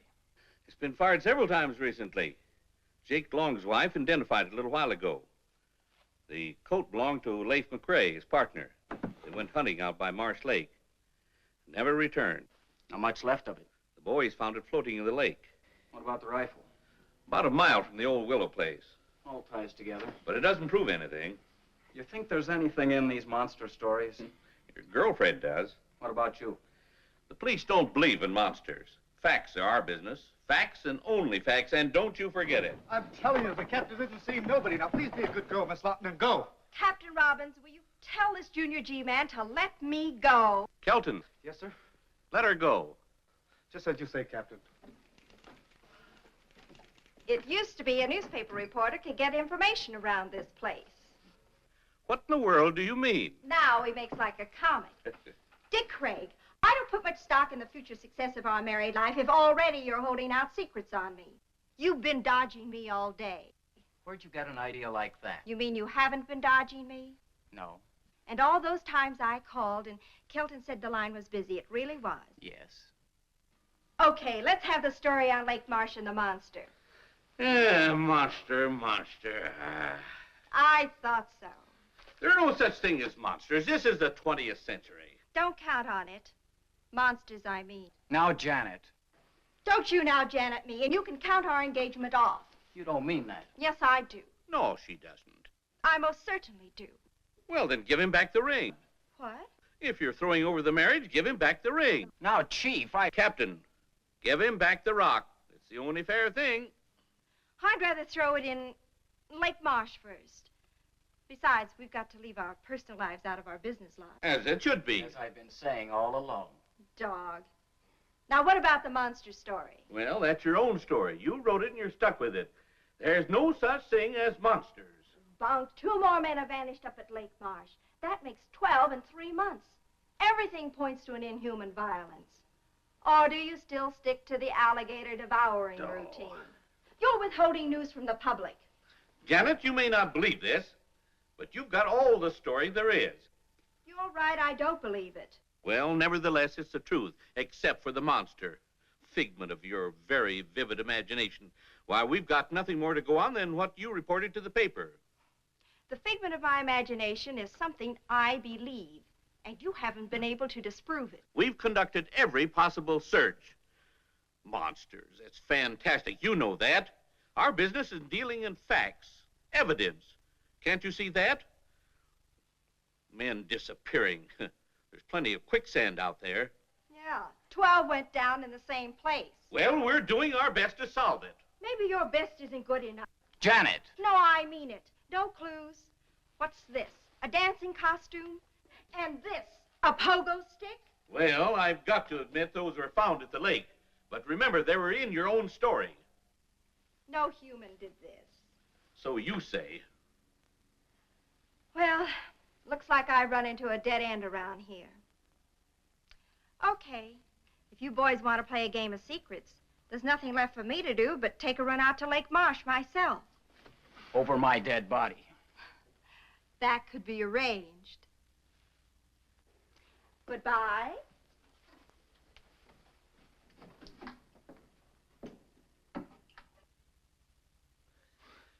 She's just crazy enough to do what she says. You know what, Captain? What? I think you're right.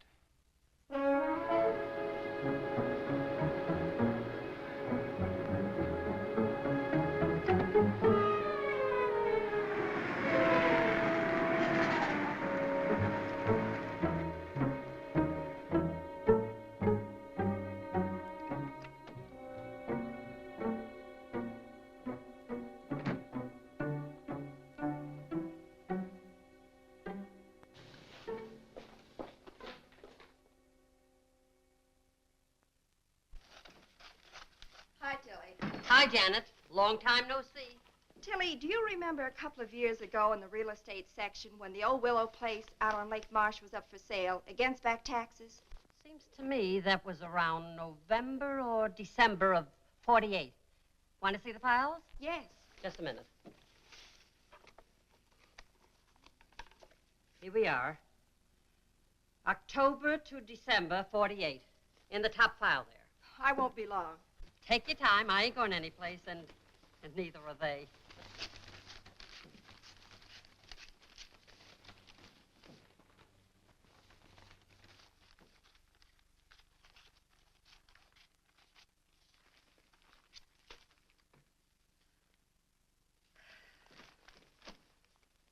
Find what you wanted, Janet? Yes, thanks. Sorry to leave such a mess for you. Well, that's what I get paid for. Be you, dear Tilly. Call the boss. Tell him I'll be gone the rest of the day. I'll report in later. Sure thing. Want something hot? Oh, it could be. Oh, and Dick. Call him at headquarters. Break my dinner date with him. Tell him I have an ulcer or something. Leave it to me. I fix. Okay. Hi, Janet. Oh, hi, Marge. Janet, still on the monster hunt? What do you think? I think the boss has been looking for you all day. Something about the police wanting those monster stories 86. You've got the whole town in a panic. I didn't hear you. I said I know what you said, but I didn't hear you. I get it. See you later.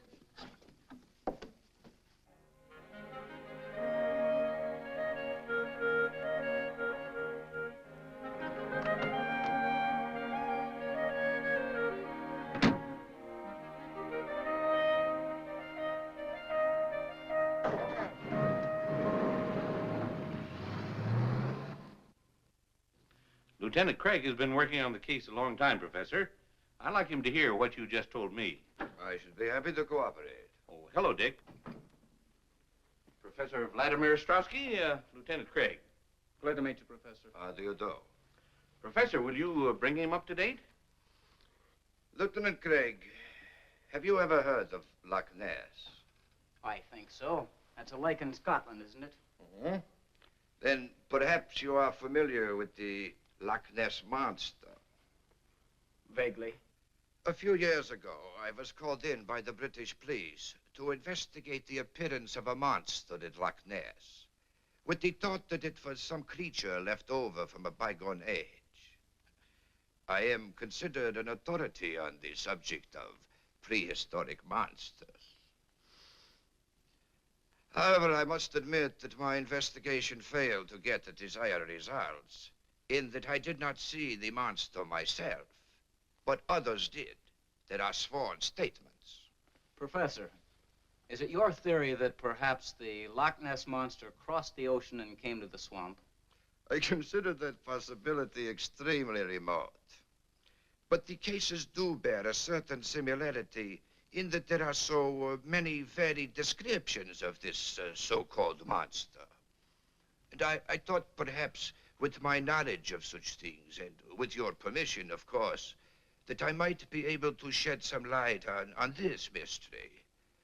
That is the reason for my presence here. What do you think, Dick?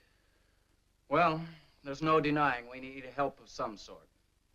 And you'll keep your findings secret for the time being? As you will. You don't mind a little company? How do you mean, company?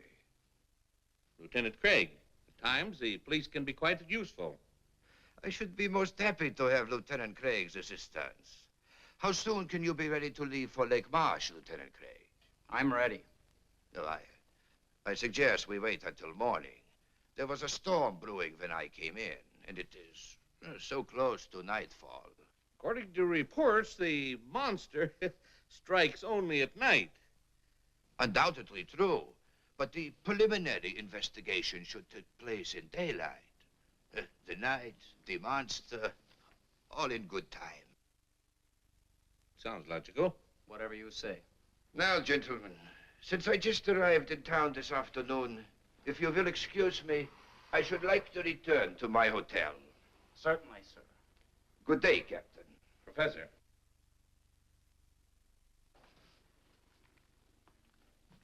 Until morning, Lieutenant Craig. I'll be here.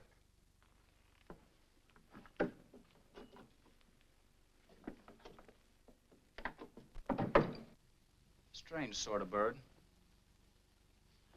Where do I meet him? Here at 10 o'clock.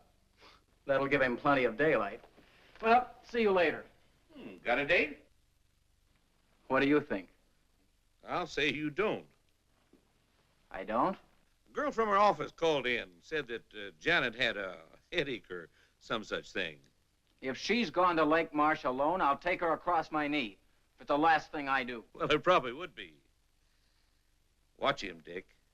Strowski? Just a hunch. Right.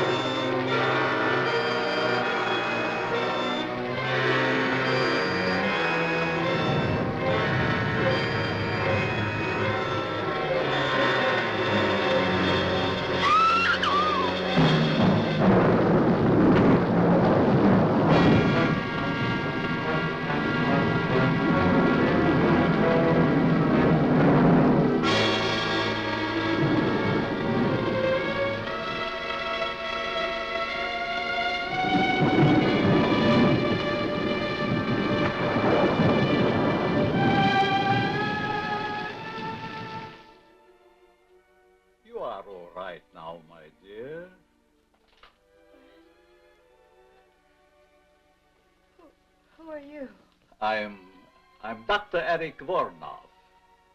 You had a severe shock. How did I get here? Oh,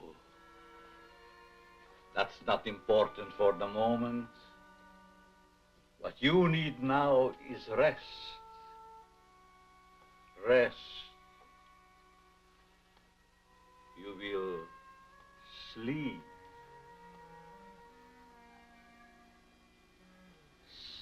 Sleep. For the lovely young lady.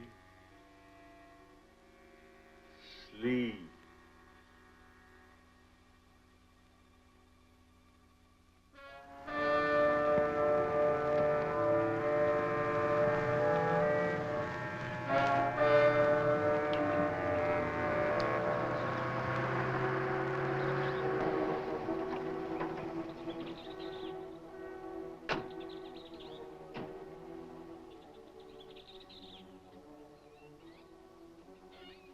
we are at the fork in the road, and like they say in all good westerns, which way to go?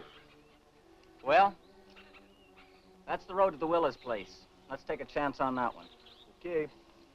You know, I get to hate this swamp more every time I come out here.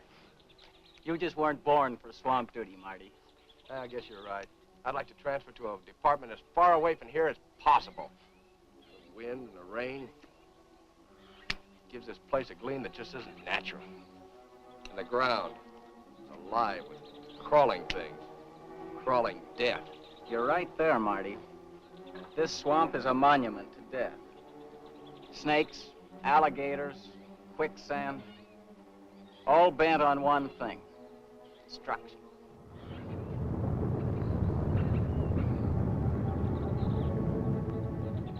Something strange about all this rain. The lightning's been going crazy, too. Maybe it's like the papers say, all these atom bomb explosions distorted the atmosphere. Maybe. You know, if I were this Professor Strotsky guy, I wouldn't come out in this swamp without a guide. You know, that's the one thing I can't figure. He comes to the office with all these monster stories, makes an appointment to come out here with us, then goes off by himself. Are you sure he came out here? Where else could he go? Well, let's get at it.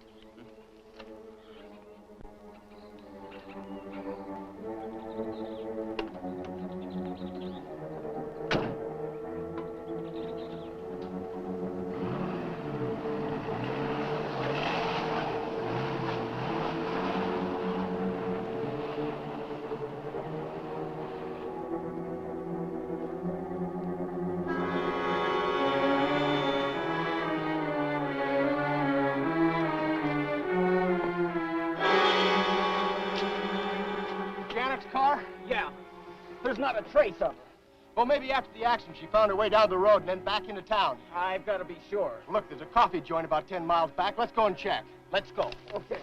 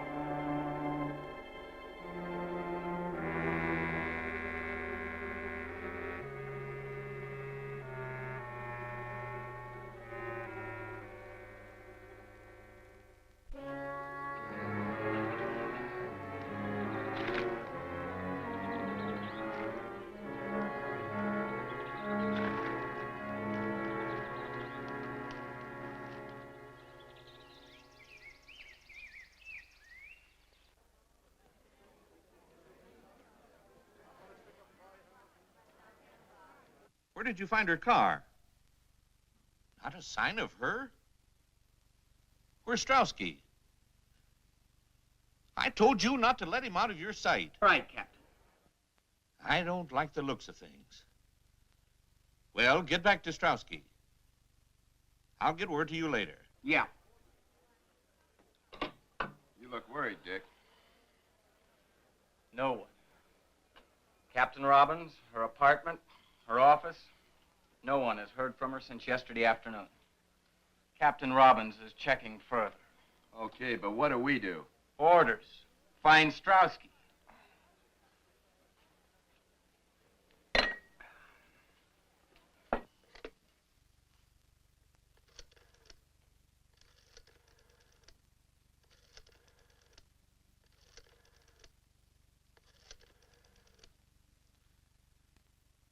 Get me the city desk.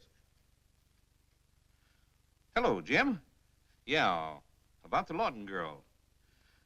He just called me, too. Who saw her last around your office?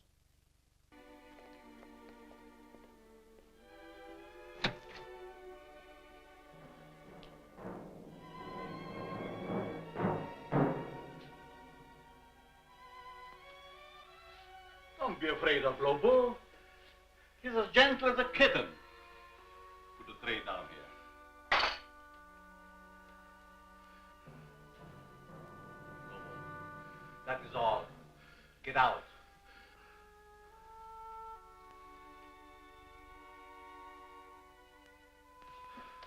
I said get out!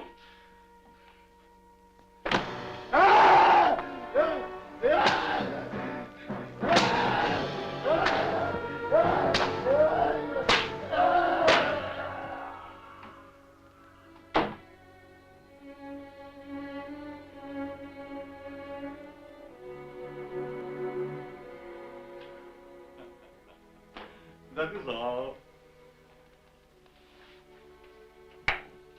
Now come, my dear. Some cream or sugar? You didn't have your breakfast yet. Now it's past noon. You must be hungry. What happened to me? Your automobile.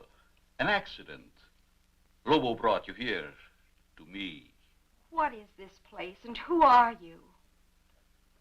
Don't you remember I told you last night? Did you tell me? Yes. I'm Dr. Eric Vornov.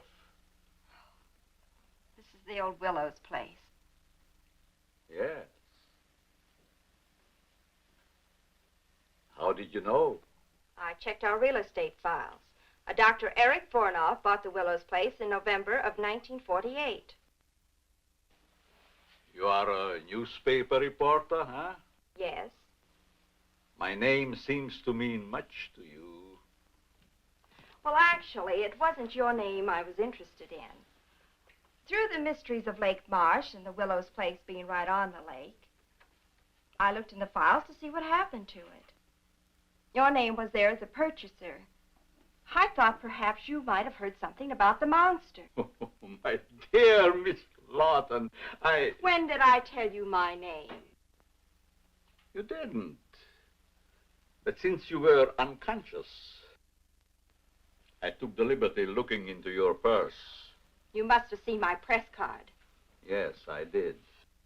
Well, since you knew the answers already, why the third degree, and who or what was that monster? Oh, he's quite human. I discovered him in the wilderness of Tibet. He has been quite useful to me at times.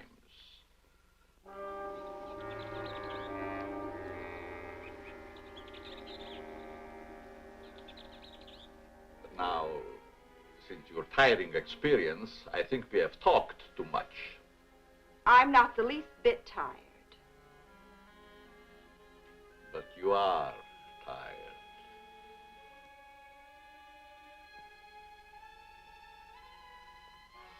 You are so tired. Strange. Suddenly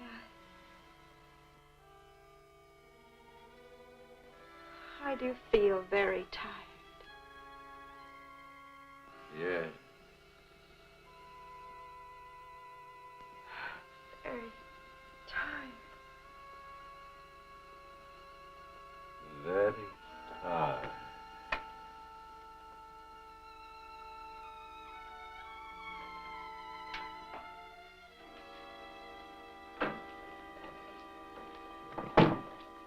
Lobo, take the girl to my quarters.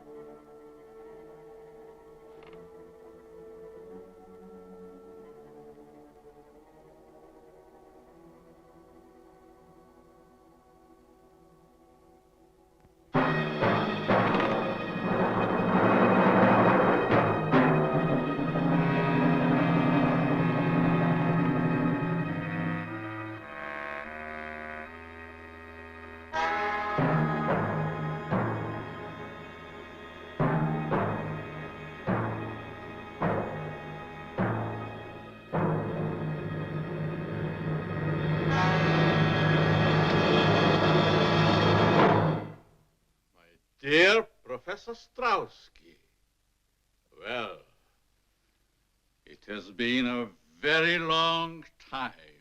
Voronov, it is you. You can see. In Paris, I missed you by a month. In London, a week. At Loch Ness, by only 1 day. The monster of Lake Marsh sounded again like you. Why that sudden interest in me, Professor Strauski?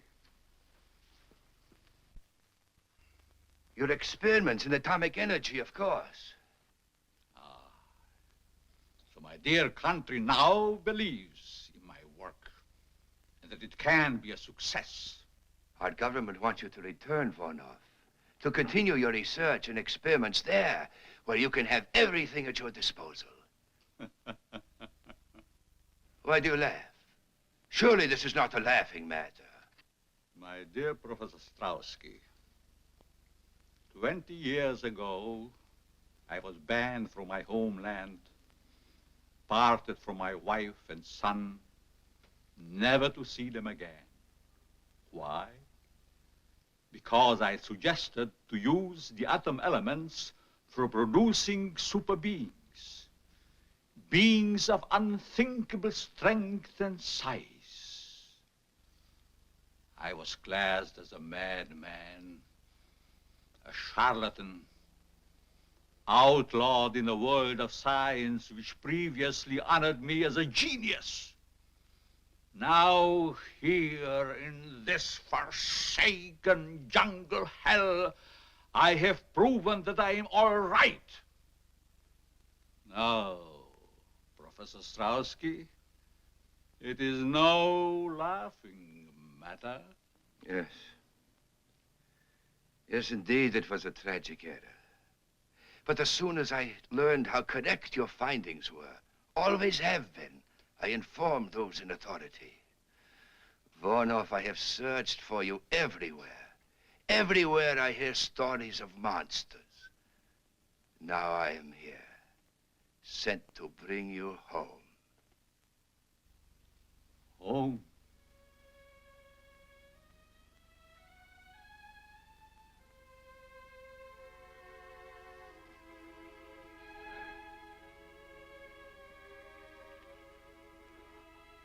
I have no home. Hunted, despised, living like an animal. The jungle is my home. That I will show the world that I can be its master. I will perfect my own race of people. A race of atomic supermen which will conquer the world. Yes. Yes, of course. A truly great master race, such as I convinced my superiors only you could create. One with which our government can rule the world without debate. You misunderstand me, Strauski. I don't intend to return home. My plans are for myself. Are you mad, Voronov? One is always considered mad if one discovers something that others cannot grasp.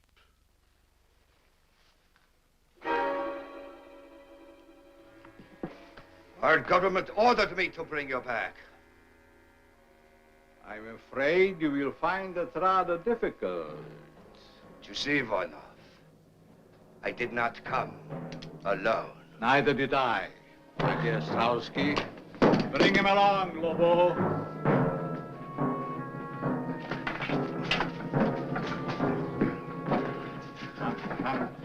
Hurry!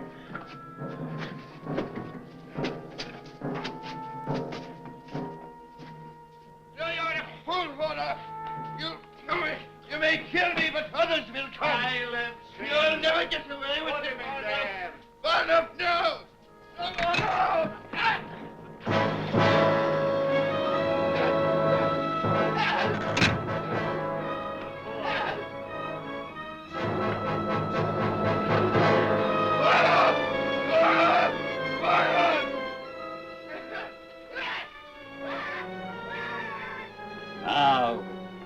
Professor Strowski. You will get a much closer view of the product of my genius. The alleged monster of Lake Marsh.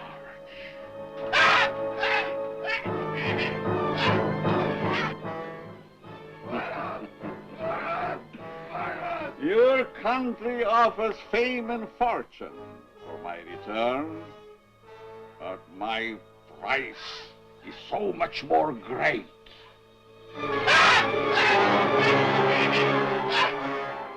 You will disappear, Professor Strowski, just as all the others have disappeared.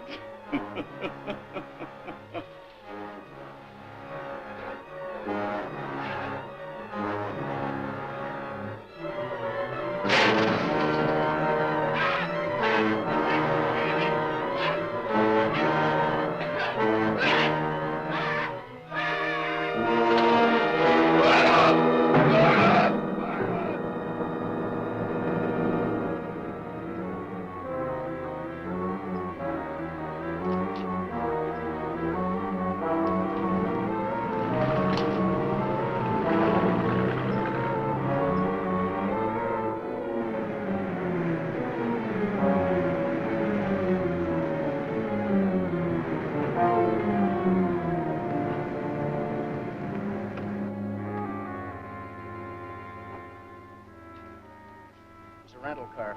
Think it's the one Strowski used? I'd make book it is. It's getting dark now. You take the car and go down to the beach. I'll go through the swamp to the old Willows place. Okay. Oh, here.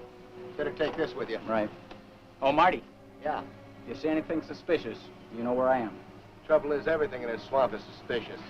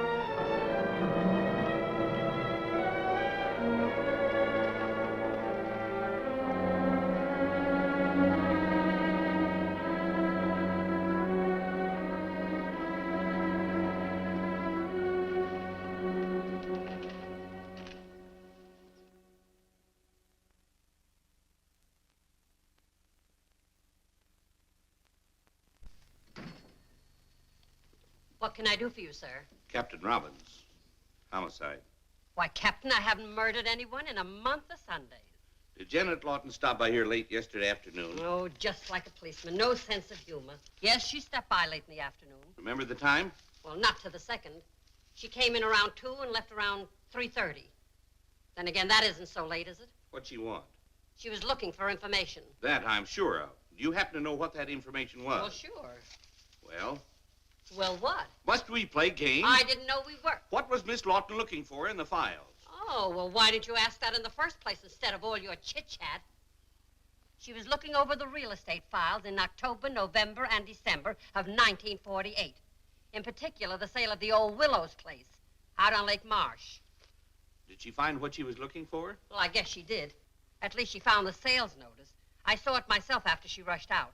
She left the paper open at the November 26th date. Want to see it? Why, very much. Well, it's right up there. I haven't had time to put it back yet.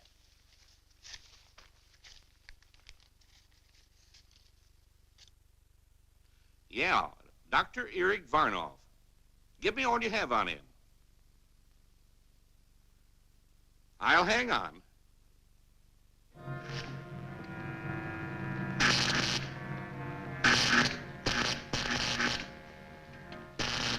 Now we're ready for the girl.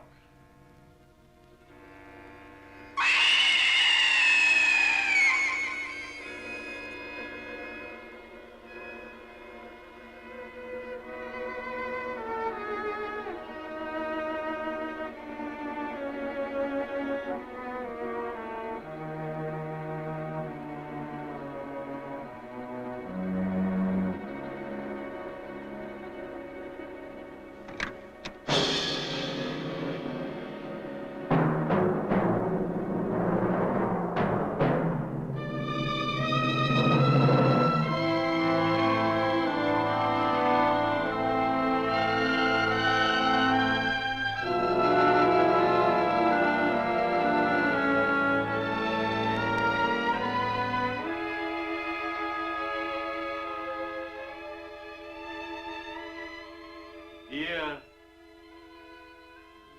lovely.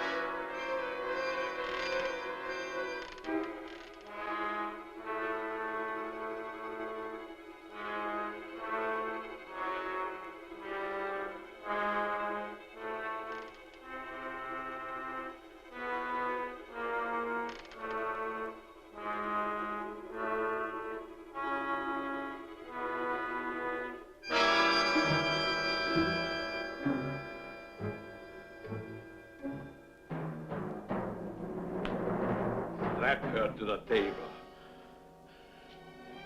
Do as I command you. I teach you to disobey. You will obey. Put in. Put in. I command you.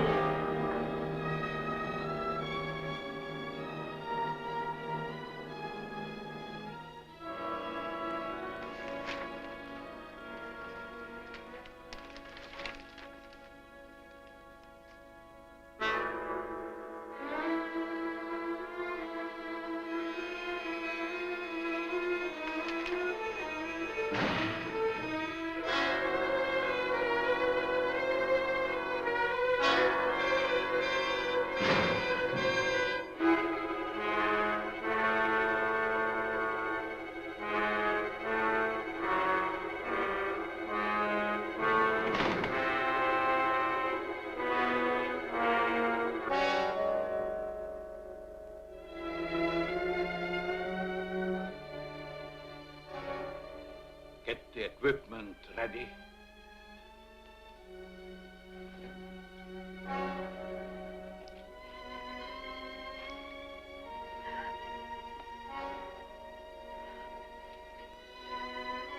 It will hurt just for a moment. But then you will emerge a woman of super strength and beauty. The bride of the atom. You're insane. My paper knows where I am. You can't hurt me. Get away with it. As soon as my experiments are completed, no one can ever touch me. I will make the law. Either way, whether I succeed or fail, it will not hurt you very long. Let me go! Let me go! You heard what you said. Who are you? For one thing, the police. Now turn her loose and make it fast. You have the advantage for the moment. Stop talking and turn her loose.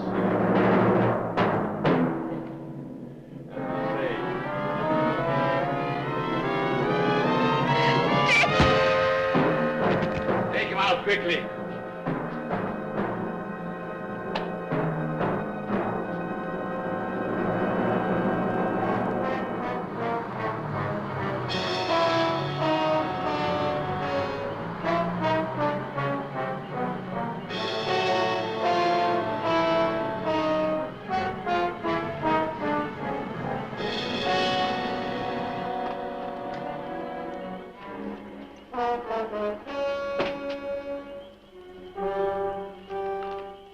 Where's Lieutenant Craig? We found Strotsky's car down the road. The lieutenant took off through the swamp, sent me down here to the beach to wait for him. Where was he heading? Old Willow's place. Kelton? Yes, sir? Now, this is your first time out. Don't mess up the operation. Yes, sir. No, sir. Martin, you stay with me. Yes, sir. Come on.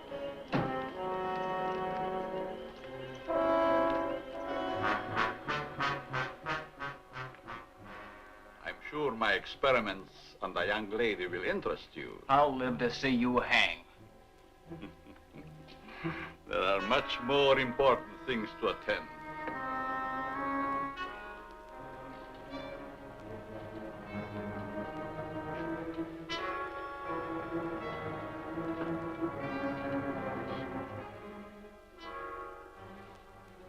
I hope the straps are not too cutting. Such lovely skin should not be marred.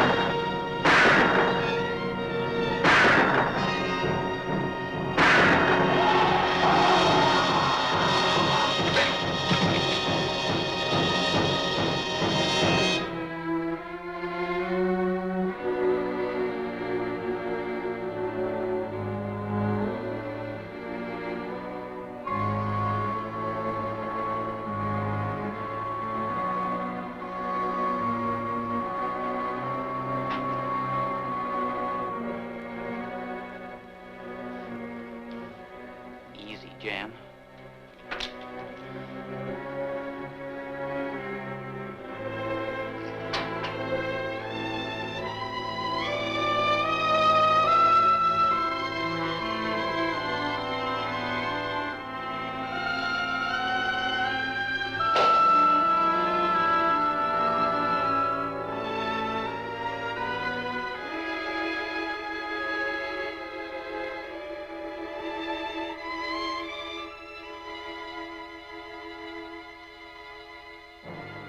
Jan, get me the gun.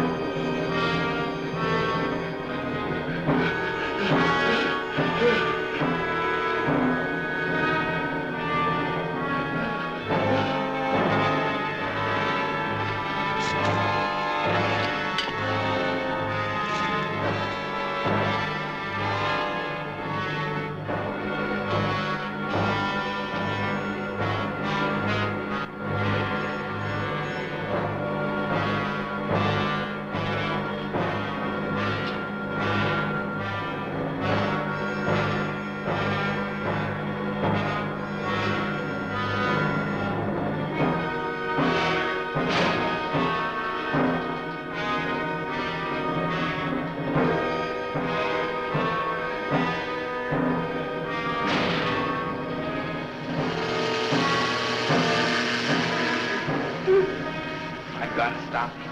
You can't. He'll kill you. We will anyway.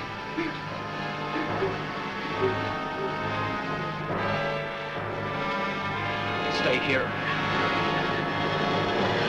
Turn that thing off.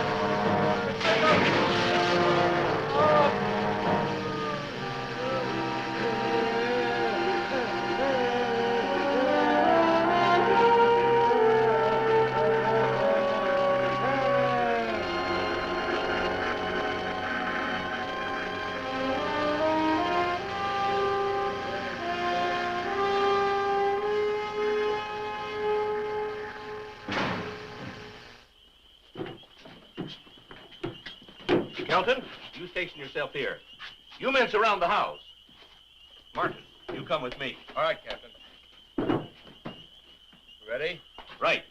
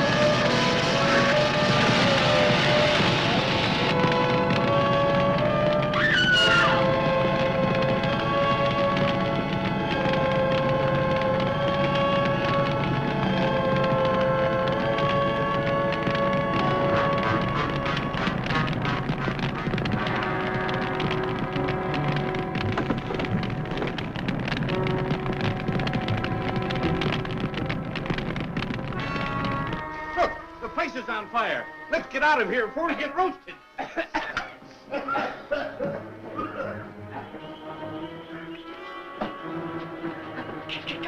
Captain, look.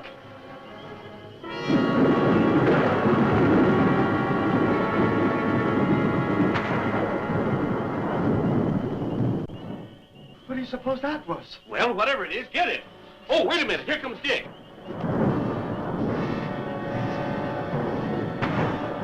He got Jan. Get him. Oh.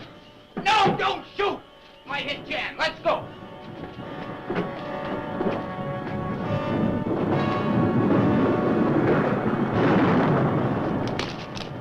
Marty, Joe, give me a gun. Here you go, Mark.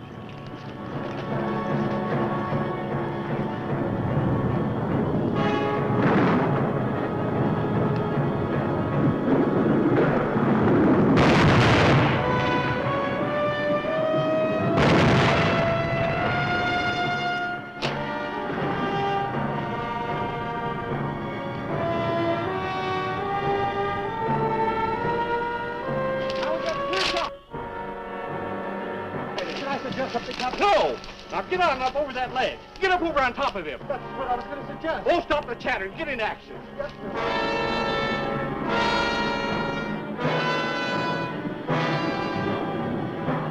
Now he's clear. Give it to him.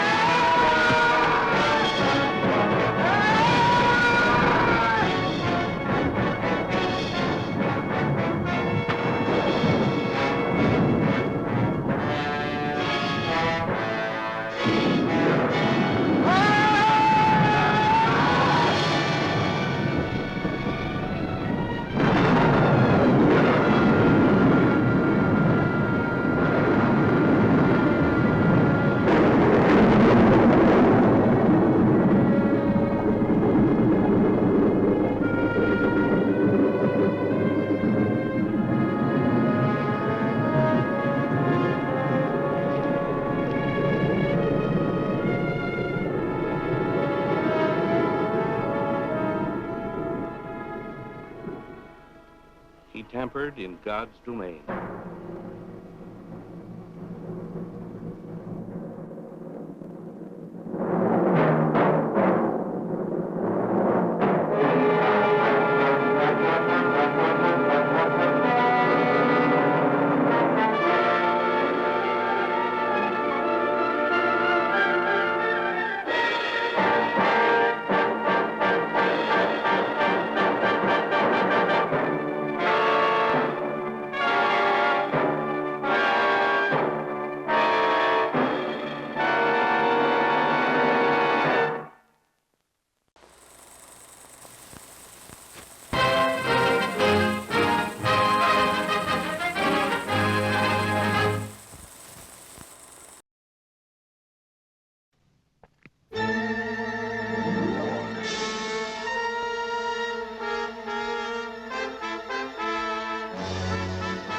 Fission science creates an electronic monster so terrifying, only screams can describe it. Come back home. Come back home.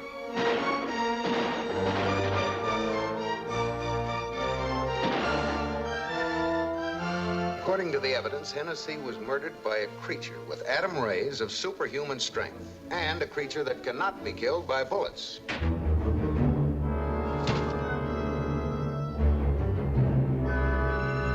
I said I would live to see you die. I just came from the Bureau. They checked the murderer's fingerprints. His name is Willard Pierce. They let me have it from the files. Petty theft, fraud, 3 months in prison, tubercular. How could a tubercular man have strength enough to break those bars like that? You think that's something? Answer this one. How could a dead man have strength enough to do it? Fantastic, but based on scientific fact. Planes. How low they're flying. You will stop all planes and trucks searching for radioactivity. If you do not, many people will be killed. There will be no other warning. Hello! Hello! Hello! They hung up before I could put a tracer on it. Slow down, Dave. Dave, did they? No.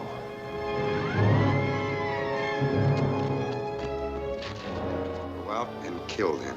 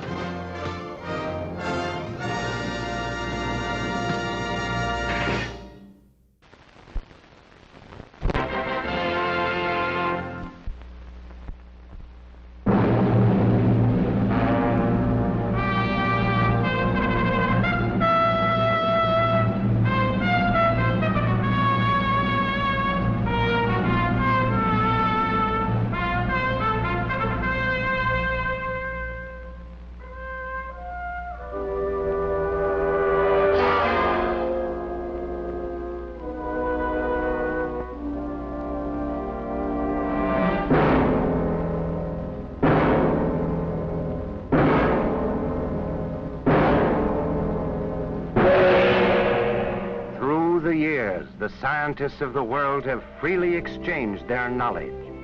This worldwide search for truth has led to the greatest of all discoveries, atomic energy. No one scientist or nation is responsible.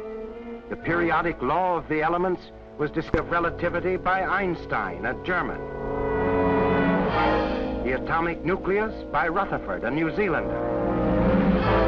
Atomic structure by the Dane, Niels Bohr. Positron by Anderson of the United States. The neutron by Chadwick of Great Britain.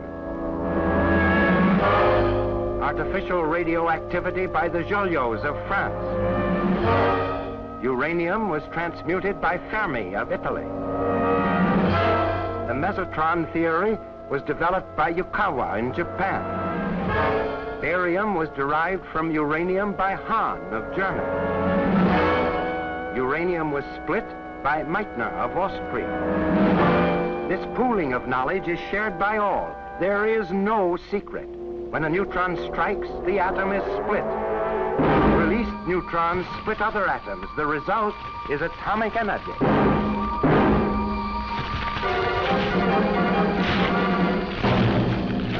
Shall the people of the world use this energy for the destruction or the betterment of mankind? The United States used this power to destroy Hiroshima.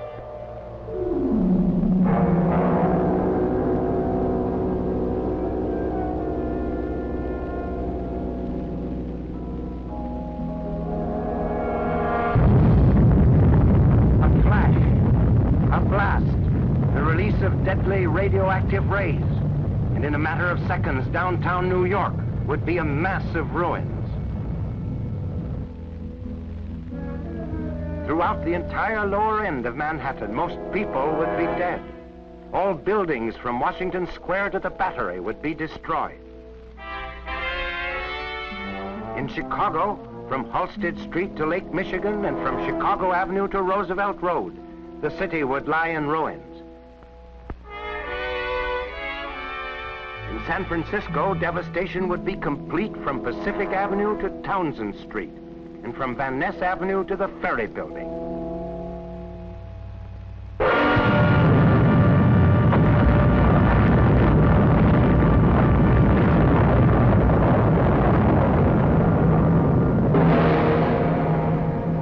One atomic bomb did this to a city and its people.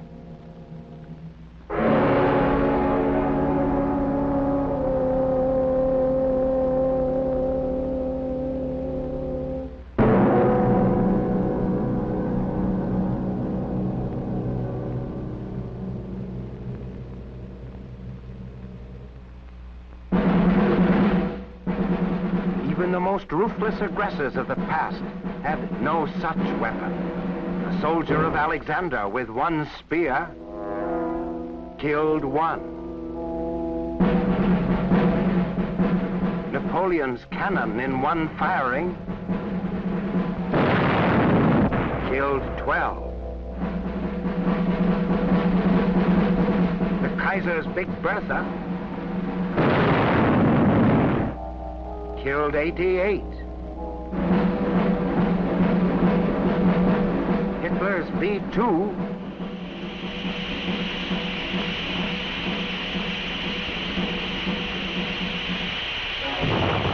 killed 168.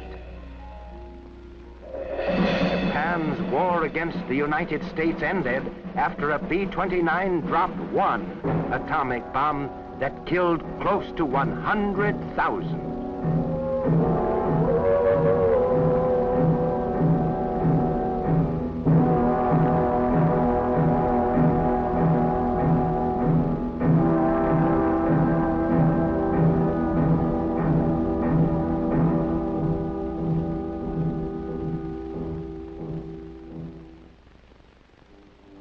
The deadly power can be exerted at great distances. The first atomic bomb was dropped on a round trip of 3,000 miles on August 1945. On November 20th of that year, the effective range was extended to 8,000 miles. The United States had demonstrated that an atomic bomb could be launched to reach any country in the world. A grim reminder to all nations that had the bomb and this plane been in possession of the Axis powers, they could have conquered the world.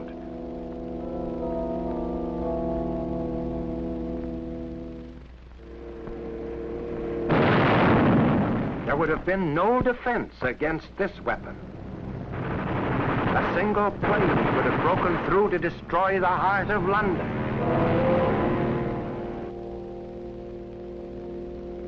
V-2s with atomic warheads could have destroyed England.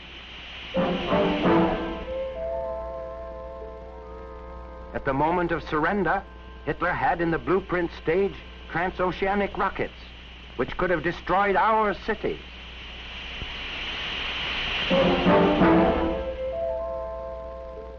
U-boats could have surfaced off our shores and launched atomic rockets against vital targets.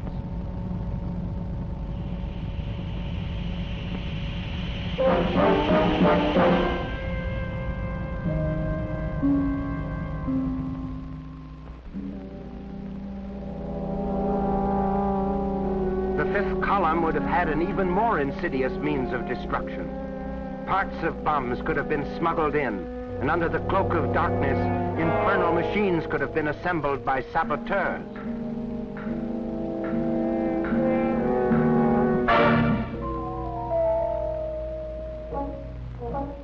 It is therefore an imperative necessity that all the nations of the world unite to avert catastrophe.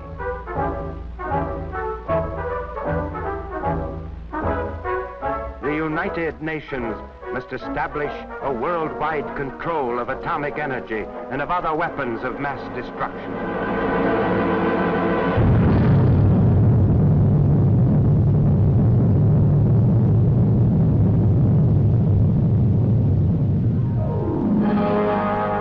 Representatives of the peoples of the world must together make laws which will abolish war, laws which will hold the individual in all lands responsible for crime against world peace.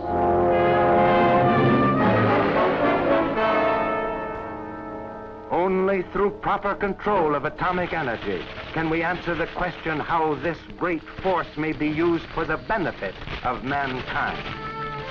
Atomic energy, freed from the menace of war, can be for all people in all nations the great fusing force of one world. The choice is clear. It is life or death.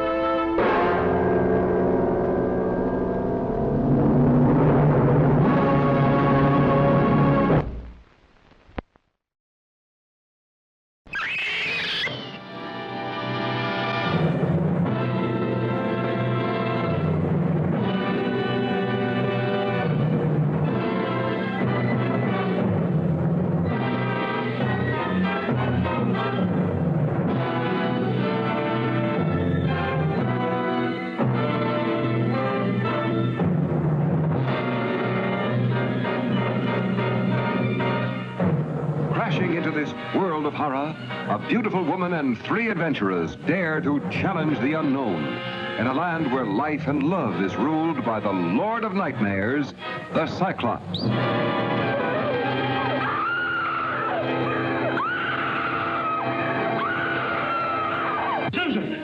Susan, it's me, Russ. What happened? How did you get here? Stared at me and then it came toward me. What came toward you? The eye!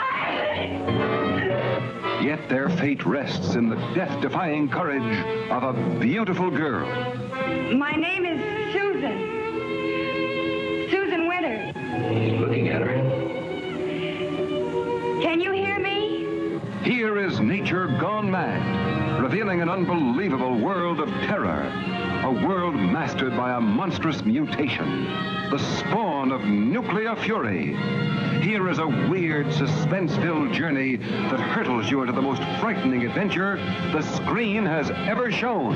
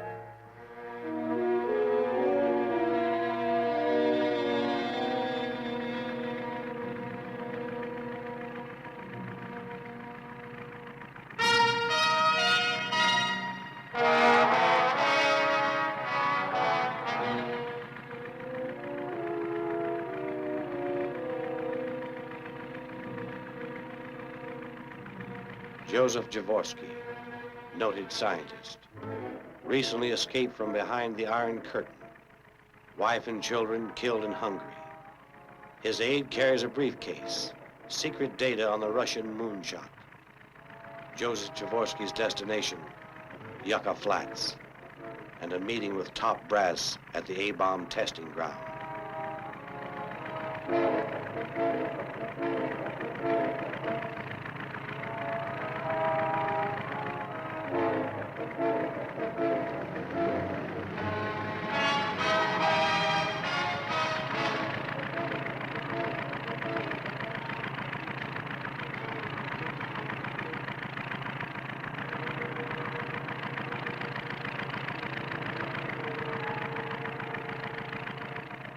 These men are also from behind the Iron Curtain.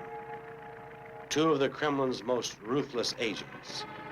Their orders: get the briefcase, kill Jaworski.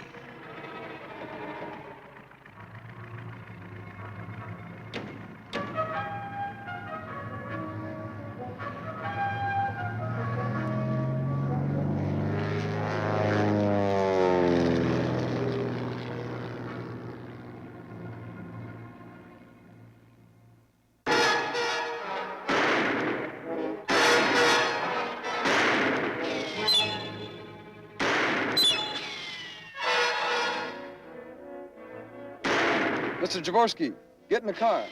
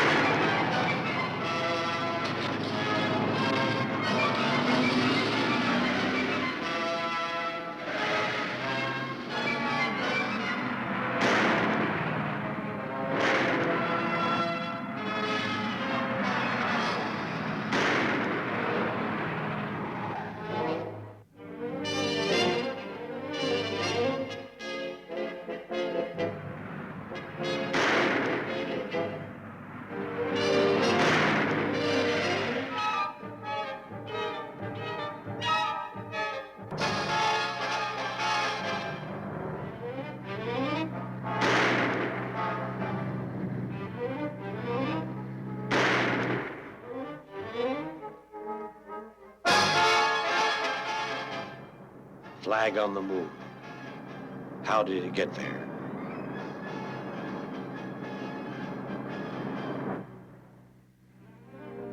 Secret data. Pictures of the moon.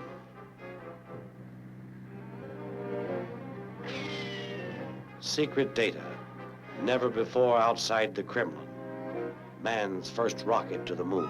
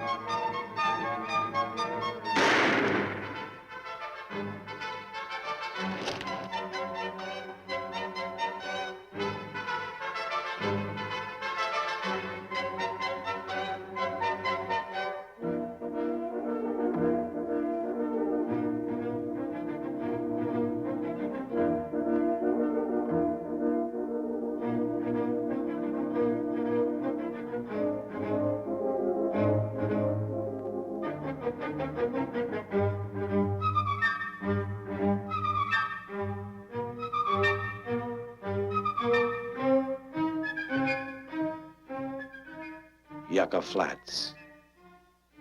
The A-bomb.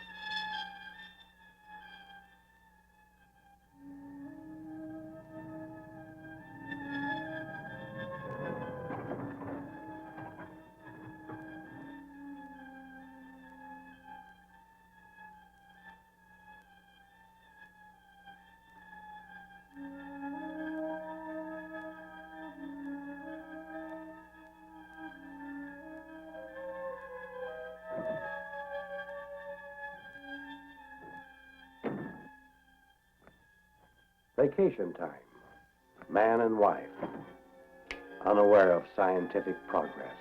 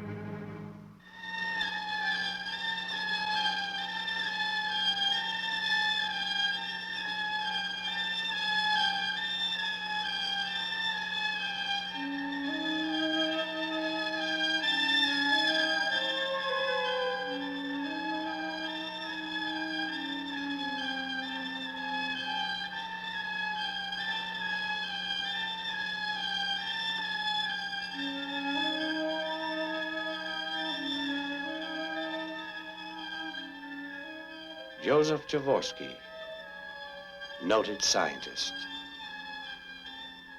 dedicated his life to the betterment of mankind.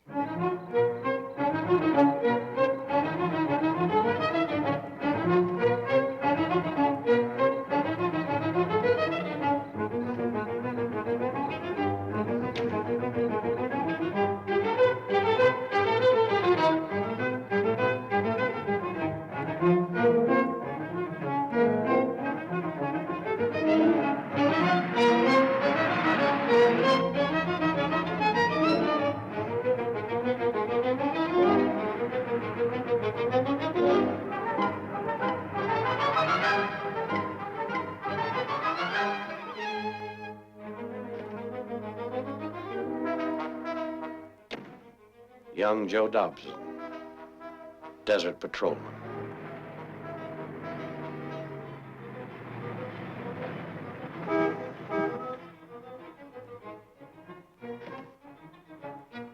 Officer, Yeah? there's a man dead. Back down the road. Dead? How far down? Couple miles, maybe more. Lying behind his car. Looks like he's been choked.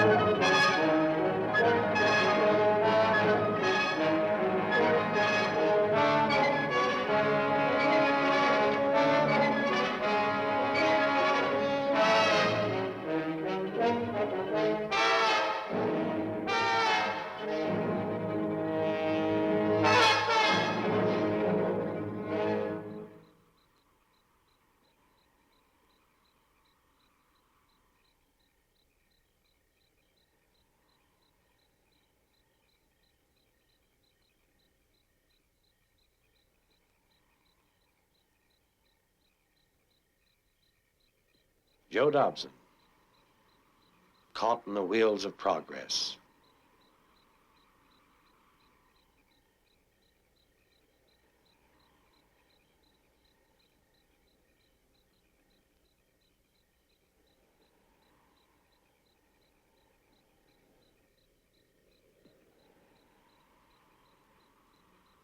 Man choked to death, a woman's purse, and footprints on the wasteland.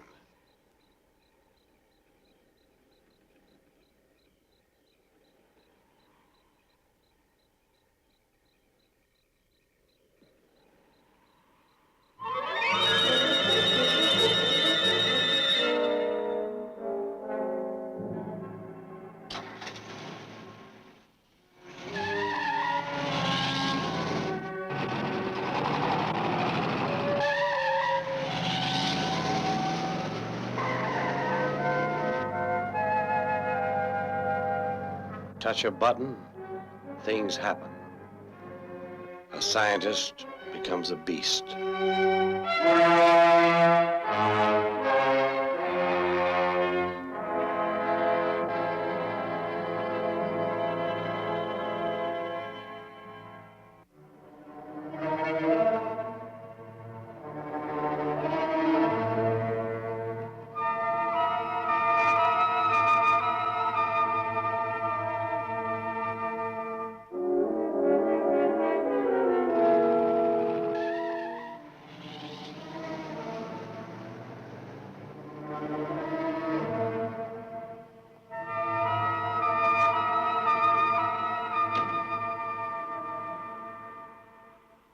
Jim. Be down in a minute, Joe.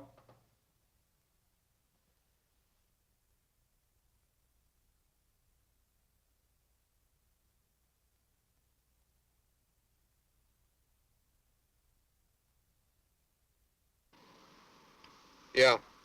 Better come with me. Trouble up the road. Murder. Be right down.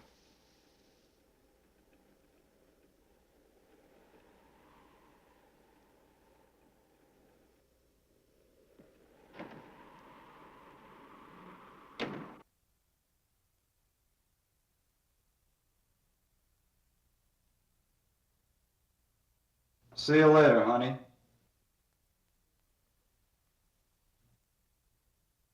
Jim Archer, Joe's partner.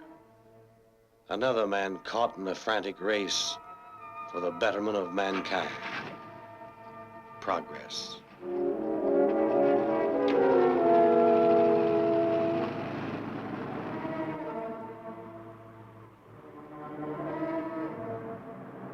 Jim Archer, wounded parachuting on Korea. Jim and Joe try to keep the desert road safe for travelers, 7 days a week.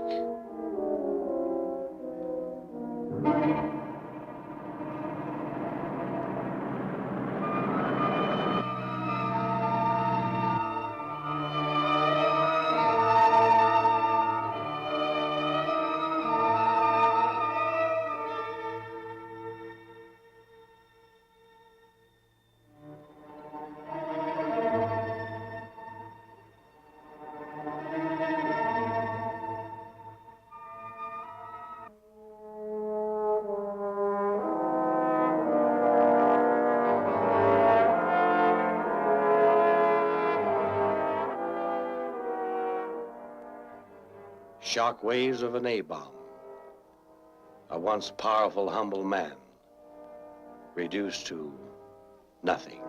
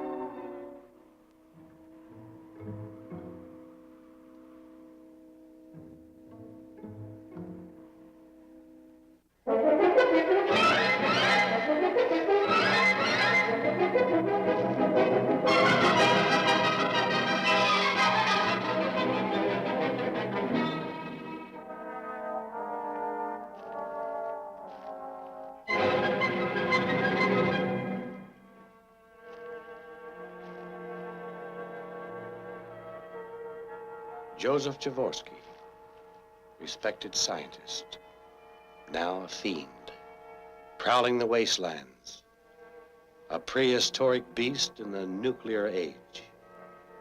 Kill. Kill just to be killing.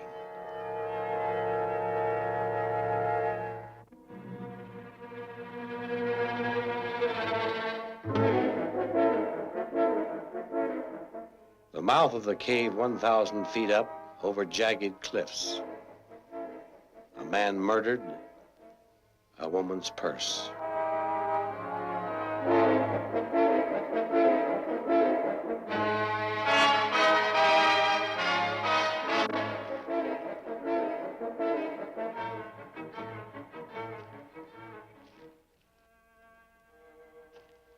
Jim and Joe picked their way upward to the mouth of the cave. One slip, and 1,000 feet to nowhere.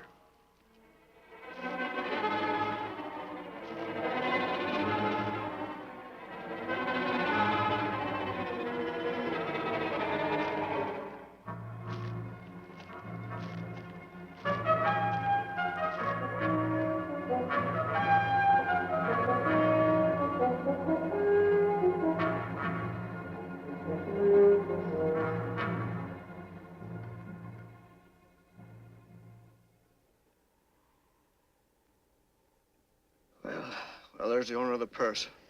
Yeah. Let's take her down. May still be alive. Hey, she's still breathing.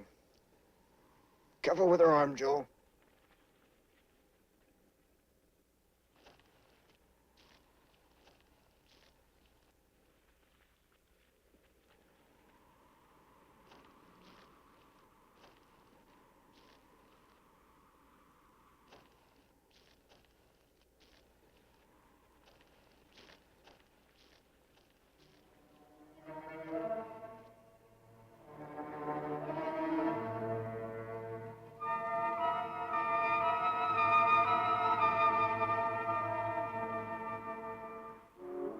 Hey, Joe.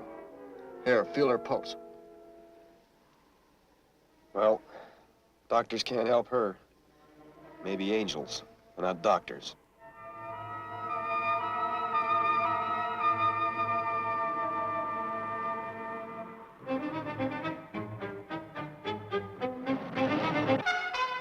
Paper, mister?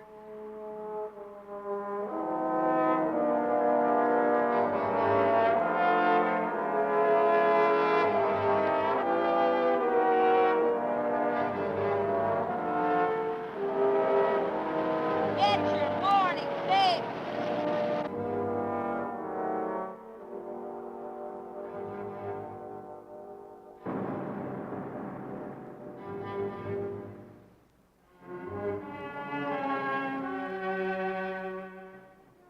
Vacation time. People travel east, west, north, or south.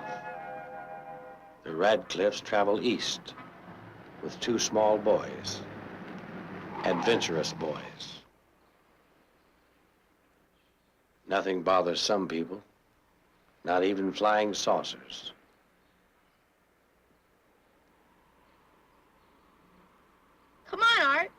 get some soda pop. Hey, mister? Do you mind if we bother you a minute?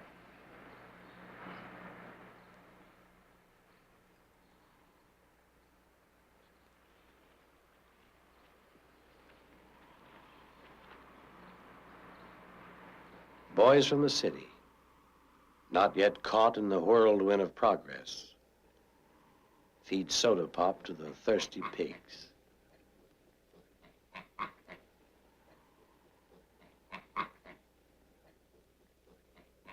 Coyotes, once a menace to travelers. Missile bases run them off their hunting grounds. How much do I owe you?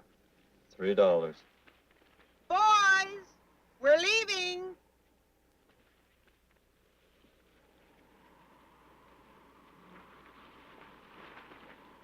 Mom, we saw some real pigs. Yeah, and a coyote. Coyote? Yeah. Don't you be playing with coyotes. Now, come on. We're leaving. Come on. Oh, we never get to have any fun.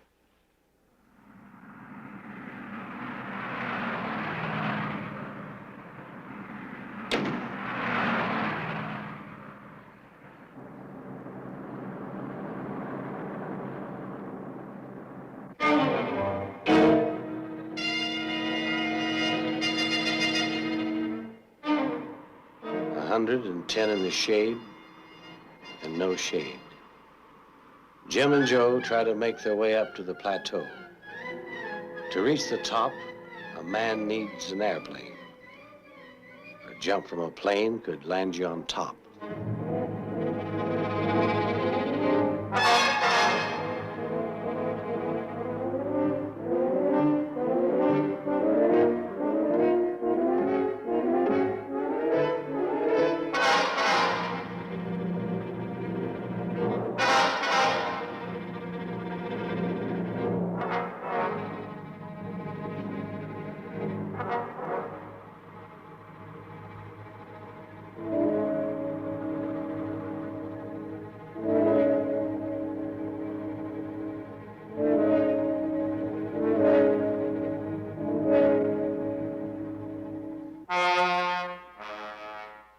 But the killer's not on the plateau.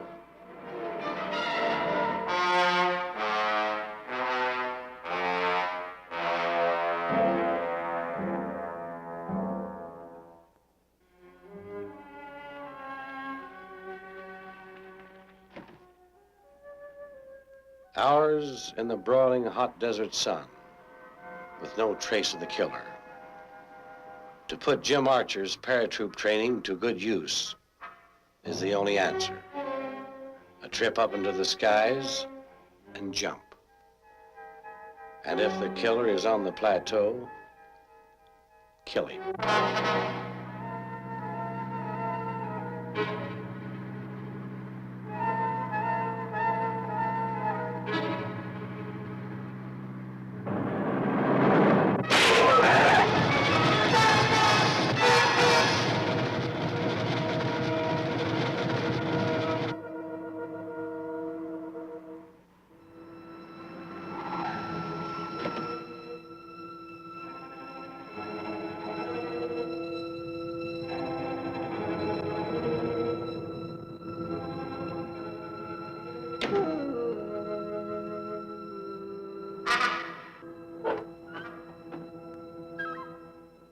Hank, I don't see the boys.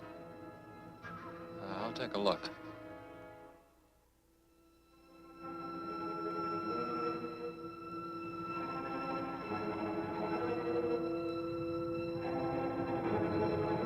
Jim, shoot first. Ask questions later.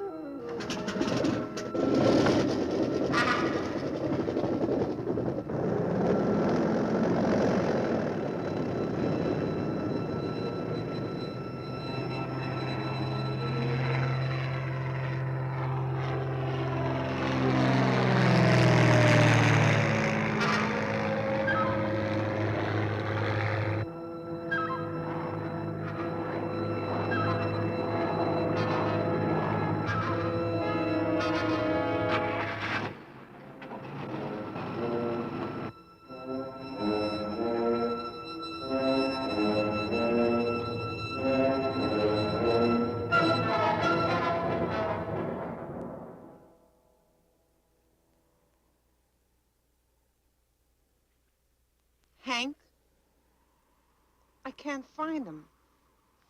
What do you think we should do? I don't know, Lois. Stay here, I'll go out farther. We'll find him.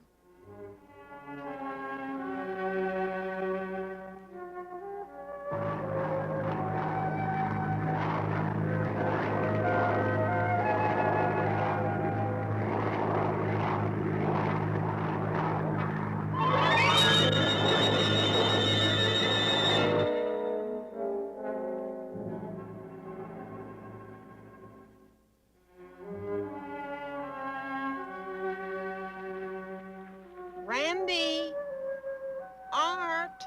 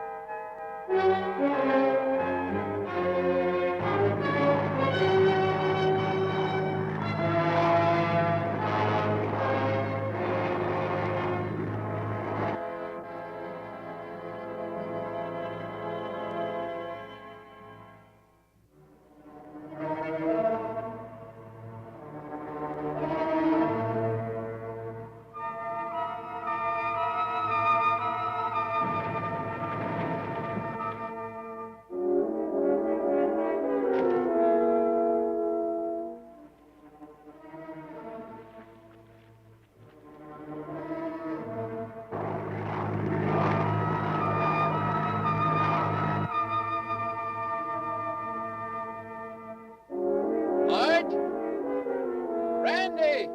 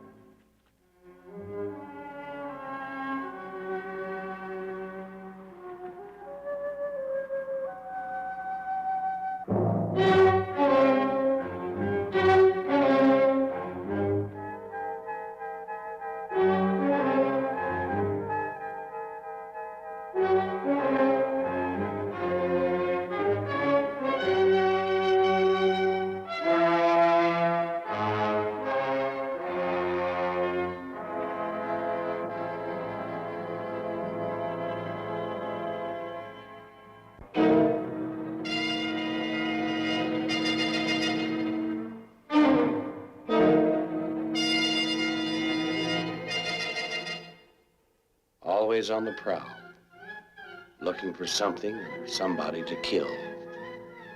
Quench the killer's thirst.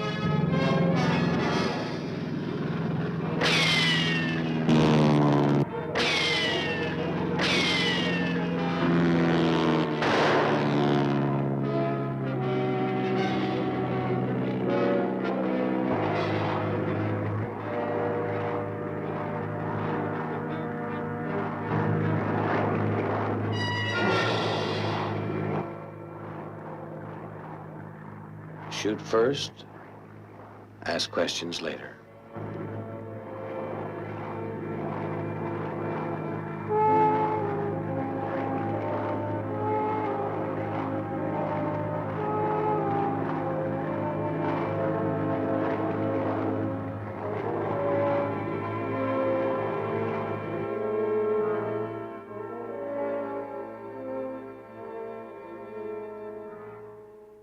The pilot dropped his man.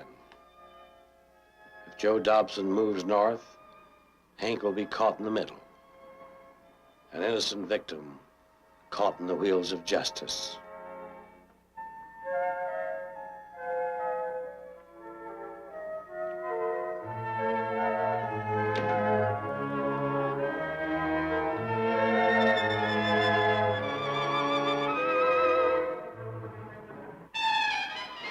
A man runs, somebody shoots at him.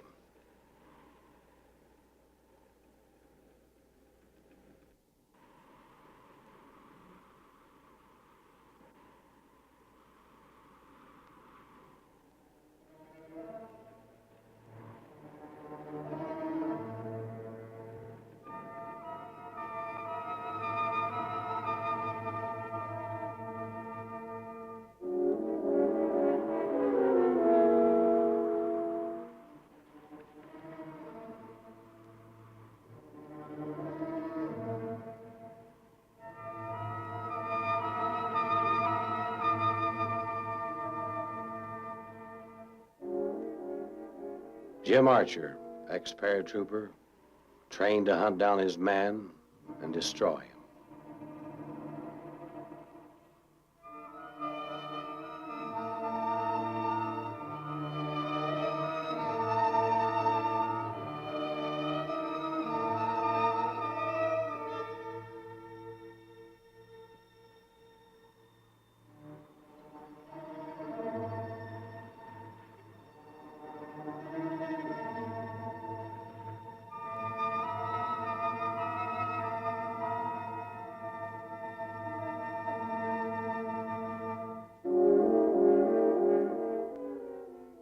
The hunter and the hunted.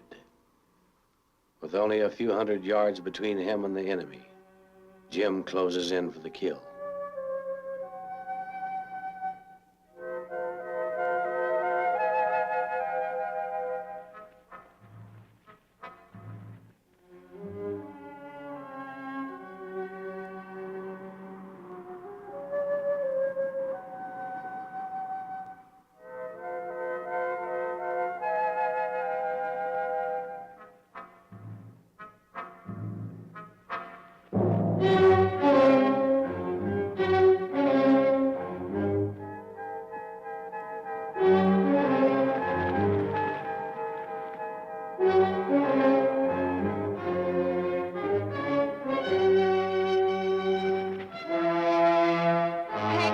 Where are the boys? Why are you running? I haven't time to explain, Lois. Stay here. The boys may come back. Gotta get help.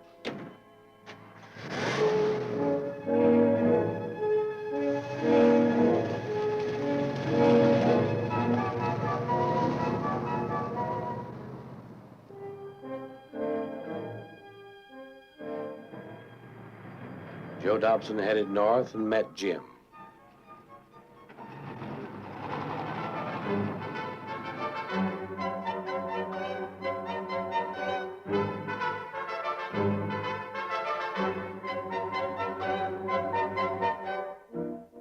"20 hours without rest and still no enemy.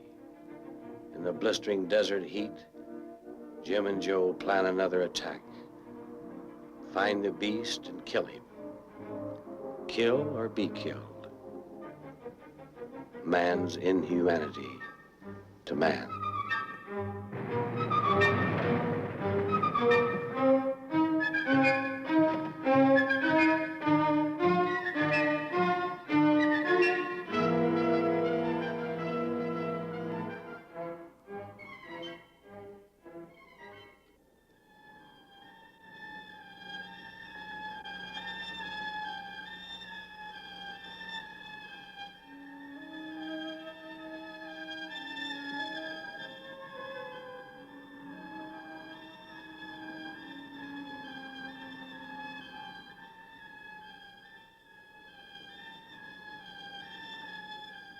Randy, you think we're lost? Maybe. I don't know, Art. Maybe. Let's go.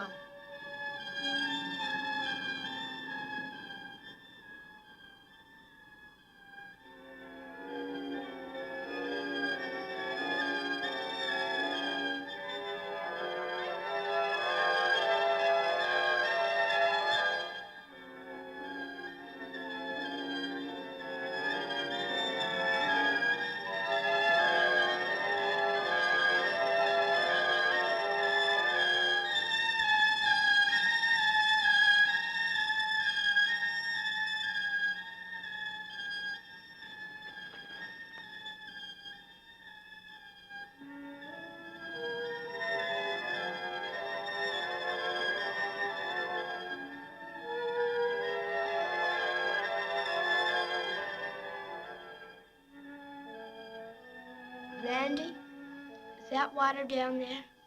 I sure hope so. My throat's dry. Mine too.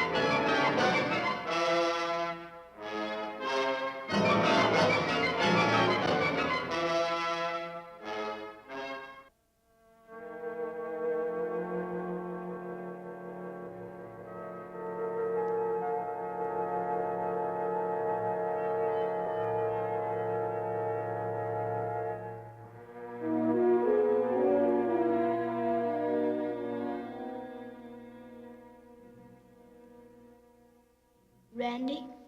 What? Where are we? In a cave, I guess. Come on, Art. Be careful. Think that old man can get us up here? Don't talk about it. Come on.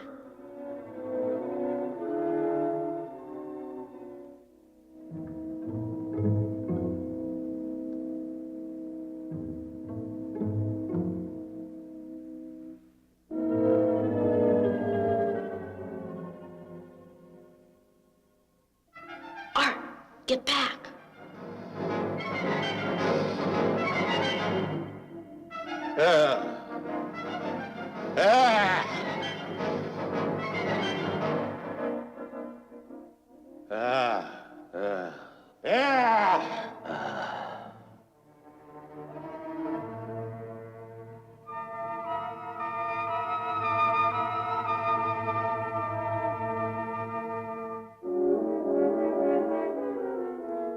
The beast, finding his victim gone, unleashes his fury.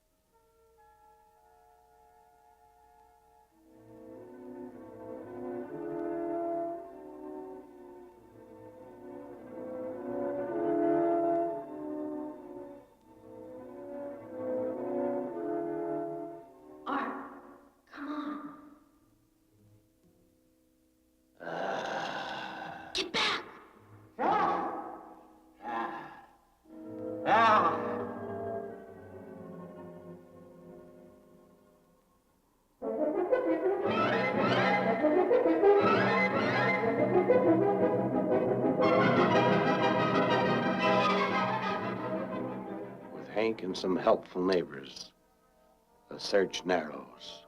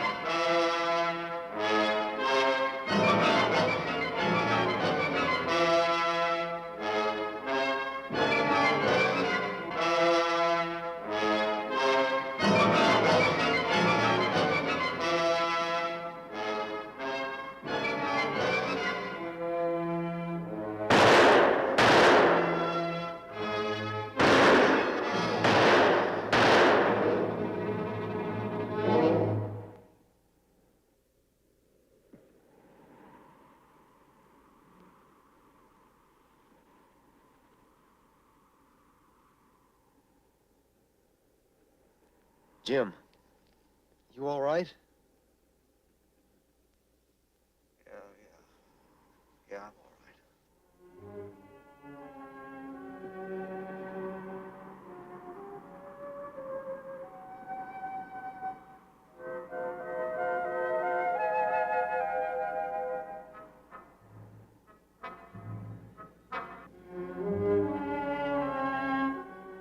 Come on, let's go.